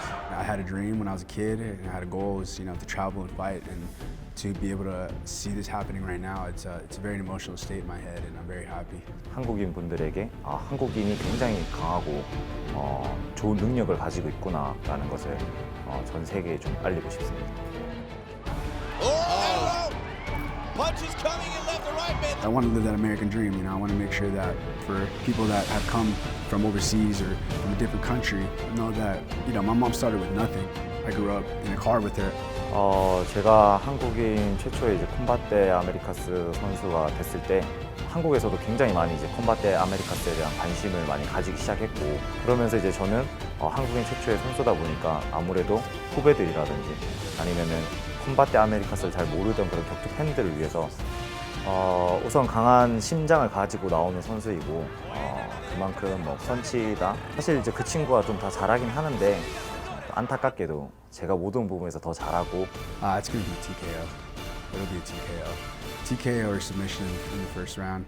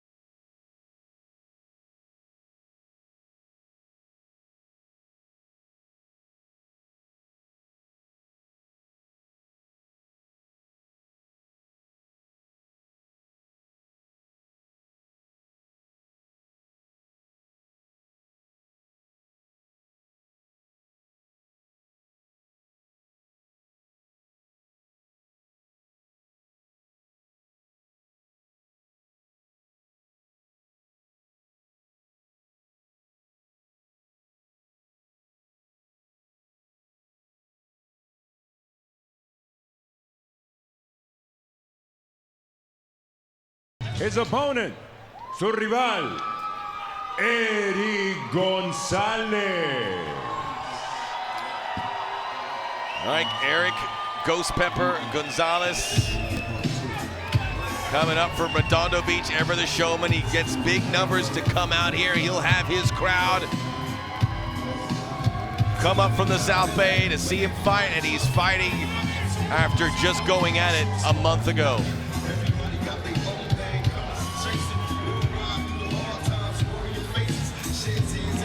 Representing the United States, Mexican background, high school wrestler. And again, made a huge impression the last time out. He's done very well here for Combate Americas. Like we saw Froggy Estrada, a great campaigner for this promotion. 5-2, looking to make waves in a division that's going to be percolating here a lot in 2019. Eric Ghost Pepper Gonzalez used to get in fist fights at parties when he was growing up, and he started a fight club. Later on, he got his nickname the Ghost Pepper from his family's restaurants, because he loves to eat peppers. And you know, the ghost peppers, they sneak up on you. You don't think that they're hot, and then all of a sudden you just realize you swallowed the hottest pepper in the world. He took a bite of it and left an impression. His impression was, you better be hot, you better be now. Much more action. I'm getting hungry. 3 rounds. It's kind of crazy. He has 2 cats actually that are Cyborg and Ronda. So. Jackie Denkin, Ron McCarthy, and Chris Crail. Introducing first, the fighter standing in the blue corner, presentando la esquina azul, vestido de blanco con rojo y azul, he enters La Jaula, wearing white with red and blue. He weighed in at an official 156 pounds de tuvo la báscula, a un peso oficial de 156 libras, y en 22 combates profesionales, mantiene un récord de 14 victorias, 7 derrotas y un empate. In 22 professional bouts, he maintains a record of 14 victories against 7 losses and 1 bout even. Fighting out of Ulsan, South Korea, the Korean gangster, Won-Sing Park. En la esquina roja, in the red corner, vestido de negro con rojo, azul y blanco. He steps in wearing black with red, white and blue. Detuvo la báscula, un peso idéntico de 156 libras. He tipped the scales at an identical 156 pounds. en su 13º combate dentro de la jaula. Mantiene un récord de 9 victorias y 3 derrotas. He enters la jaula for the 13th time as a pro with 9 victories and 3 losses. Fighting out of Redondo Beach, California, Eric Ghost Pepper Gonzalez. Your referee, Mike Beltran. Both these guys are ready to look like they're going to war. Literally. Yeah, this and they have had to wait back of the. All right, Joe, I've been over the rules already. Protect yourself at all times. Obey my commands at all times. Touch gloves now if you want. At the sound of the bell, come on out. Handle your business. Let's go. Who's going to win. I've never seen this many people in the corner before. I know. Right? But by the way, they bring a Korean fighter. You wonder what impact it has. There's a lot of Korean flags inside the building. There's a big Korean community here in Los Angeles as well. And they will gravitate to their champions. Are hoping the Korean Gangster is one. A lot of them actually flew out also. Yeah. I took a few pictures of them, so it's kind of cool. That's very cool. You see, this is another burgeoning market, Korea. Added to the list. By the way, I think at the tattoo intel, you're saying the tattoo similar to the Ronda Rousey's on the Ghost Pepper? Oh, no, I was talking actually about the two cats they own. Oh, yeah. It's Ronda Rousey and Chris Cyborg, which is kind of crazy. Excellent. I wonder if they fight each other all the time. What a compliment. Right? All right, Ghost Pepper in black. Don't blink, this one could end quickly. 2 strikers, 2 very impressive that beat up their last opponents. Eric's just trying to touch with the feet to see how his distance is. And he's going inside cut kick, and he actually does the forward front kick from the right foot. They exchange. That one pretty high there from the Gangster. Both of these guys gauging the distance, trying to get a feel of where their range is. And Eric is actually in the southpaw position, so his left kick, he's switching southpaw to orthodox, which is impressive. Back-to-back, getting that lead leg of the Gangster, sending a little marker there early on. And the jab just barely poked in for Gonzalez. So he switches southpaw here, so you expect the right kick coming. And that can be a little misleading. You don't know what they're going to throw when they're switching stances. It's kind of difficult to deal with. Oh, good lead right there from the Gangster. Oh, no, automatic instinct from southpaw coming at you in orthodox. Ooh, nice. Oh, hanging on to the cage. Right side. Underhook. He's overhooking on the left side.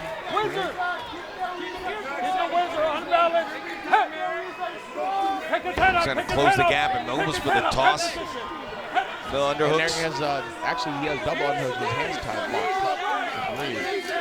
Looking for knees. Letting those hands go. Jab to the body for Gonzalez. Oh, push him back. Korean Gangster catching some. Korean Gangster's pretty accurate. So what really happened when you guys switch from southpaw to orthodox, when the guy's a right-hand striker, if you throw a straight right, there's a great chance of you hitting him with a punch because he's off orthodox stance. Yeah. So many ways to approach the game here. Keep the underhook with the Korean, please. Nice head position. Get that second one in. This is all fight position off the fence. He's able to circle off and strike him out. Wansik Park back to the center of the howler. Uh-oh. Head movement. Some massive collisions into the howler on 2 occasions initiated right, by Ghost Pepper.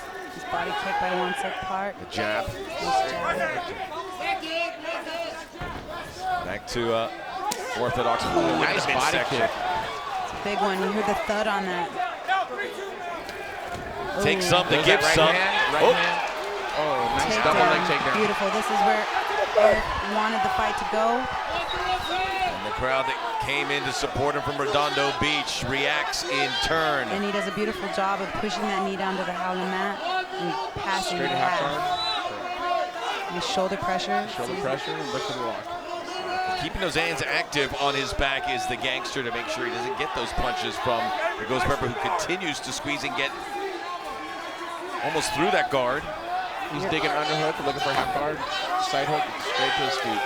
Nicely done by Wansik Park to get back to his feet. Big, massive knee to the bread basket. That one stung. For some reason, jab to the that body. right hand's going to hit him. Just because of There it is. Big looping left hook. Clinch head position from Eric Gonzalez. nice head position. Nice one. Spinning back elbow, but why would he do that? In tight quarters. That was almost dangerous. You got your hands clasped. Pull him off the fence. Get that takedown. This is not a wrestling position. You got to go. Again for the underhooks. All head position right here. And this one's been in ball box. Oh, the gangster catching Ghost Pepper. Accurate. Superman punch out and lean in. Fonseca Parker's like he's looking for the knockout. He's got some good jabs working. When in doubt, jab out, and his jab is solid. Sticking that stick right in his face. Left hook. I told you, he's accurate. Oh, nice elbow knee too. Oh, Ghost Pepper in trouble. He's getting knocked out. Oh, yeah, he might be out standing up. Yeah. Don't ever smile. Nicely done by Eric Gonzalez to stay in the fight. It's going to take a lot more than that to get him to quit. 30 seconds. Focus. Oh, now here comes Ghost Pepper. Unloading. He took some big one. Giant knee to the body, but you were doing great with those flurry of punches, and he answers back. His head is bobbing and weaving. That left hand from the gangster is doing damage. Every shot, bad intentions from both of these gentlemen. These guys are fighting. They've emptied the chamber here with everything. A little bit of this. Left. Going low. Trying to go for the takedown. Ankle pick, both looking feet for together, it. Both feet together and squeeze and tip to the mat. Lock your hands and squeeze the mat. Close. Almost. That was a good round. Not the kind of round you see every day. A little. These guys are throwing. It's good. They're giving these guys an opportunity to show what type of competitors they truly are. Holy cow. They're throwing and they're taking. These are guys that look for the finish. Big knee. That knee was a good one. He almost let him off the hook, though. He was already like rocked with the flurry of punches, and then he switched to the knee. It was like. But was he hurt? I mean, I thought he was hurt, but yeah. But then he came back firing right here. Boom, boom, 1, boom, 2, and then he 3, switches to a 4, knee. 5, 6, 7, 8, 9.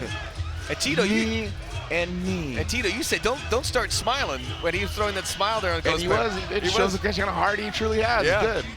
As being a Latino fighter, it's good. Because I'm walking out with the American flag, but you know, Latinos, we got good blood, so that's where we fight. And some lines get blurred here on All both right. sides of the border.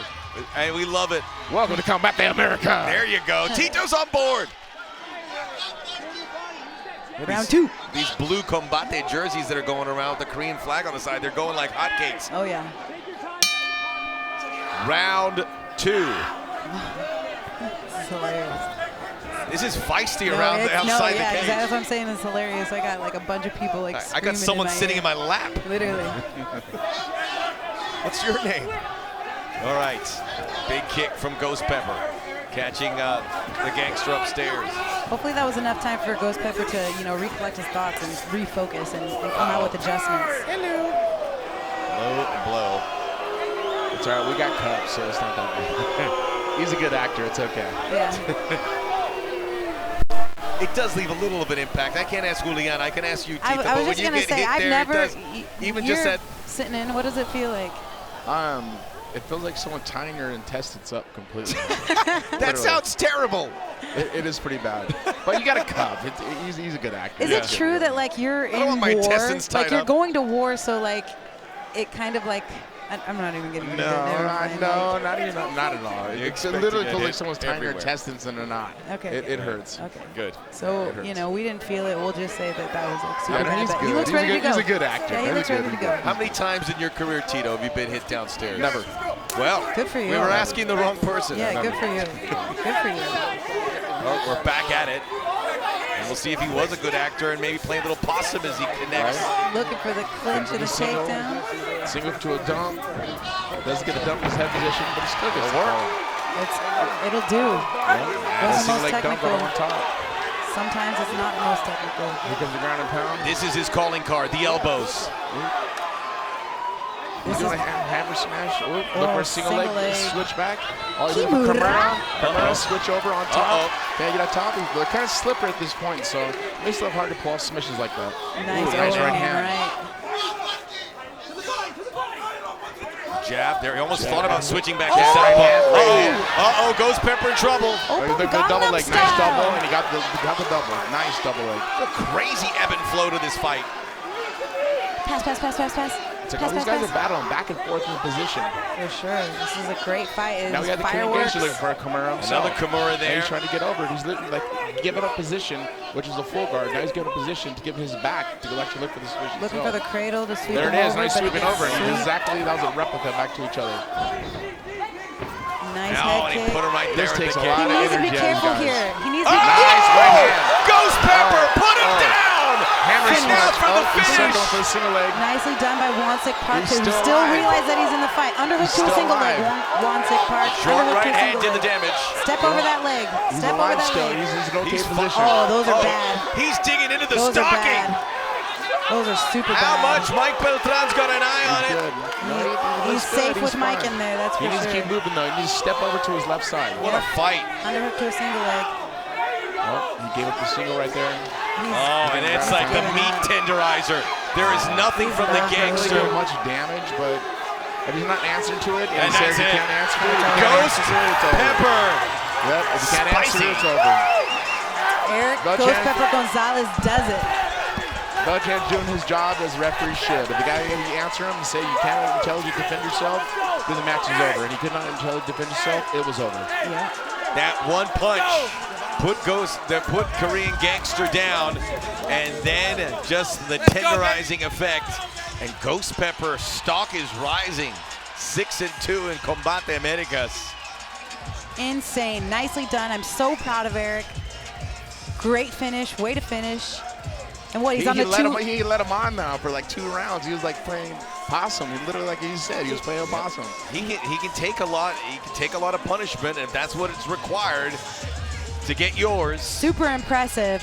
Super impressive, right, Campbell? Yeah, that was Amazing. pretty dang good, he said. He said, call me. Campbell McLaren came on and said it was pretty good, and Tito gave him a thumbs up. Gave him Here we see again a Boom. big, huge Bang. left hook. Sat him down. Boom. That's a tough chin by Ghost Pepper. But it could have happened either way, you know. Wansik Park had some great shots too that were really accurate on Eric, and Eric just took him and just kept coming forward, and that's all. That's the definition of fighting. It's a tough Who guy wants it getting more? out of there, so I'm okay. Yeah, no, but I mean, there was that opportunity where Beltran actually was telling him, please defend yourself, please defend yourself, please defend yourself. You get 3 warnings, and it's literally 4th, 5th, 6th shot coming. If you're not answering, if you're not moving out of position in a positive manner, they're going to stop it automatically. And then that's his job being as a referee. Yeah, and I don't think that you could, you know, fault him for that at all. No way. And I think Wansik Park probably understands that. Yes. And there you see Eric's fiance in there with him, and his mother, who is one of his biggest, hugest supporters. He loves his mother. She's a great woman. Moms are the true reinas. They really are. But this crowd went bananas. They waited for Ghost Pepper to come out, and they leave satisfied. This was fought at 155. We know Ghost Pepper was in that Copa Combate qualifier at 145. Maybe he can resurface as Copa Combate will be at 155 in 2019. Whatever, he's a player at the division 100%, and maybe this is opening the door for Korean fighters, because this guy can entertain, and he had a lot of go forward. Just got caught in the end. Live to fight another day. You did a great job. It was an amazing fight. You impressed everyone, and there's no shame in that fight and losing in that fight. Well, if the Combate umbrella can go over South Korea, I'm down.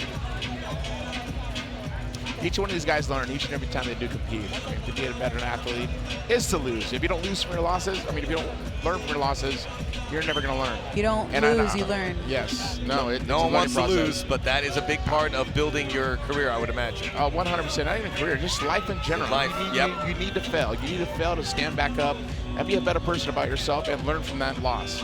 Learn from those things to make you a better person. And I mean, that's why we come in here and we fight. We fight to put on a show for all the fans who do watch us. But at the end of the day, it's showing that we can battle through each and everything and come up on top no matter what. Oh, beautifully said, Tito. Well done. And now Ghost Pepper. Is he going to come back again in the month of June? What, late March? Now almost into May here. Yeah, literally. He'll he fought like a month sign ago. up. He did. These guys will fight anyone. At any time. Yeah, they don't. I love that. What's the right recovery time? Because sometimes we're used to boxing, Tito, where it's like 6 months, but in MMA it's a different kettle of fish. Yeah, it depends how the fight is. It could be a really tough fight. You got 2 months off. I mean, 2 months is good. Or you could be literally, the fight could be 30 seconds and all of a sudden you have maybe 2 weeks off at the most. Like, you always want to reboot my whole career of 22 years, I've always wanted to reboot my mind to make sure that I'm ready to compete for the next camp. Because it's a 3-month camp of nonstop. My last camp that I had was 18 weeks. It's the longest camp I've had my whole career, but I want to be ready for the fight. So when I was in there to compete, it was time to prepare. I was trying to show everything I did in camp to show what kind of competitor I truly am. I've been into the game for 22 years now, almost 22 years. May 30th, 1997 was my first fight. UFC 13, I fought as free. UFC 13. I fought for free. Wow. Did not get paid. I was the only UFC fighter in my life to do that. But it got you here. Yes. Now I'm here with Combate America. Let's go, baby. Official decision. A series of unanswered blows obligates referee Mike Beltran to stop this contest with an official time of 2 minutes 25 seconds of the second round. Your winner, by way of technical knockout, el ganador por nocaut técnico, reppin' SoCal, the Ghost Pepper, Eddie Gonzalez. 8 of his 10 wins by knockout or submission. That's how he rolls. Improves to 10-3. All right, what a night here at the Galen Center. Combate Americas comes to LA and conquers. Let's take a look at what happened this evening, going back to our curtain raiser featuring Oscar Suarez and malicious Michael Reyes. Pretty dominant at 125, and Reyes wants more, as he taught the Spaniard a thing or two about how things are done here in the US of A. USA. Still being a Mexican American. Our American Mexican, as we say. Good living. And a win there for Oxnard. That got us starting. And then we had the Battle of the Barrio with Adrian Guzman and Jose Froggy Estrada. Much like Ghost Pepper, Froggy Estrada bringing in a big crowd to support him. Said it was 200, felt more than that. And this was just active fighting, stand up. They would go after each other, one would imitate what the other did.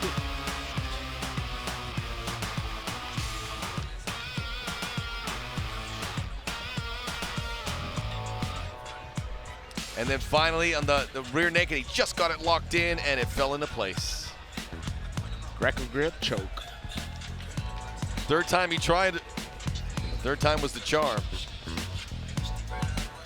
Always the entertainer. We'll see Jose Froggy Estrada again, the Frogster, victorious. This was a night for Reinas.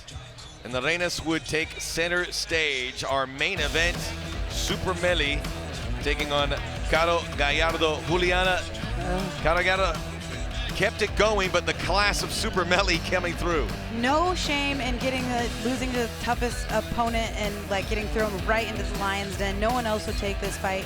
Carolina was doing a great job. She was winning, and she just got caught, and that's what happens. Live to fight another day. But you know what? I'm so impressed with her. She showed so much heart, and I'm also impressed with Super Meli just being an absolute killer from beginning to end. This girl is super precision, sniper type fighter, and she's a star. Thoughts on our main event, 21 years of age, Super Meli. I mean, her whole career is ahead of her, but she's already at the summit here in Combate. I mean, just the way she got the takedown, even the punch, is the same thing. She struck with precision. And that's the way you finish fights. Yep. I mean, if you get submission, it comes about. And then choke is done. Yeah, and she finishes. All right, and then we went on to see Gloria Gloriosa Bravo facing Paulina Granados and Juliana. I think what stood out here is the last time we saw Gloria Bravo, just the marked improvement in her game. I'm so impressed with Gloria Bravo. She literally showed a completely different fighter, and she was so precise with a lot of her strikes. She defended the takedown every single time. She was not taken down once. and she works so hard for it. And what else I love is that she's a mom, and she goes in there and she trains and she fights, man, and she shows up. And I love that attitude. I love that spirit. All right, then we saw what we just saw, the Korean gangster taking on, oh, this is Kira Batar, pardon me.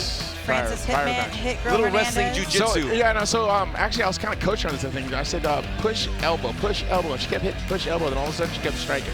Punch, punch, punch, punch, punch. And that was at after guard, and she was looking for the armbar in this situation. She got the armbar, and at this point, once he went over the elbow, it's done, and she tapped. And Juliana, just moments ago, Kira Batar walked by and she's wearing stiletto heels. She's ready to go out Friday night. She's great. Let the girls be girls. Yeah, she is another star here with Combate, and she represents herself very well. She markets herself very well, and you know, she speaks very well as well. She's a star. All right, let's show the fight we just saw. It was Ghost Pepper and the Korean gangster, Tito. He had to put himself in positions, Ghost Pepper, to where he wanted to do, even put his chin out there, but it seemed to work. That's striking. He just hit 1, 2, 3, 4, 5. I think it was 8 punch, 2 knees, and then him getting the finish after he couldn't respond from the fight to punch, from the strikes in general. The referee gave him an opportunity to say, fight for the position, fight for the position, fight for the position. If you're not answered from him, it's over. It's done. Eric, the winner of the night. Yeah, sweet win as he has a good couple months. And Ghost Pepper from the Jaula to the side set with our Jen Sturger. That's right, guys. So much chaos. He lost his flip-flops getting over here. Oh my God. 6-2. How does it feel to get this victory in front of all of your friends and family here? 10-3. It's okay. In Combate. It feels good. It was always a pleasure to be back in Combate. They treat me well, and I know my contract ends after this fight, so I'm looking to re-sign with them and take the title and eventually take that the Copa this year for the 155s. So that's the plan. So how do you prepare for a fight like this against a guy like that that's going to keep coming at you? You two basically were just brawling the entire time. You took those 2 knees and just kept coming at him when we didn't know if you could. It's all mental. At the end of the day, it's the mental game. So as long as you're mentally strong, you're gonna beat every opponent. I saw he was weak from the moment of the weigh-ins, and I took advantage of that and I kept pushing forward. I knew he was gonna give up. I see his previous fights. He had guys that caves in. He's a 1-round pony, and I made sure I was gonna deliver that by the 2nd round. So I said TKO, and that's what I did. What do you want next? Who do you want next? That's not who I want. That's whoever Combate wants to give to me. I'm just lucky enough to be fortunate enough to be with Combate and be able to compete with these high-level guys. I think that I've shown everything in the lightweight division, and I look forward to seeing it. Hopefully being in the Copa later this year and hopefully taking that title as well. All right, well, congratulations again. Thank you so much for having me be a part of this broadcast, guys. I'm gonna send it back to you. We have Jen Sturger, Campbell McLaren, and everyone else who joined us here. Jaula side. Have a good night. Enjoy your weekend. Hasta luego. Plácido Domingo.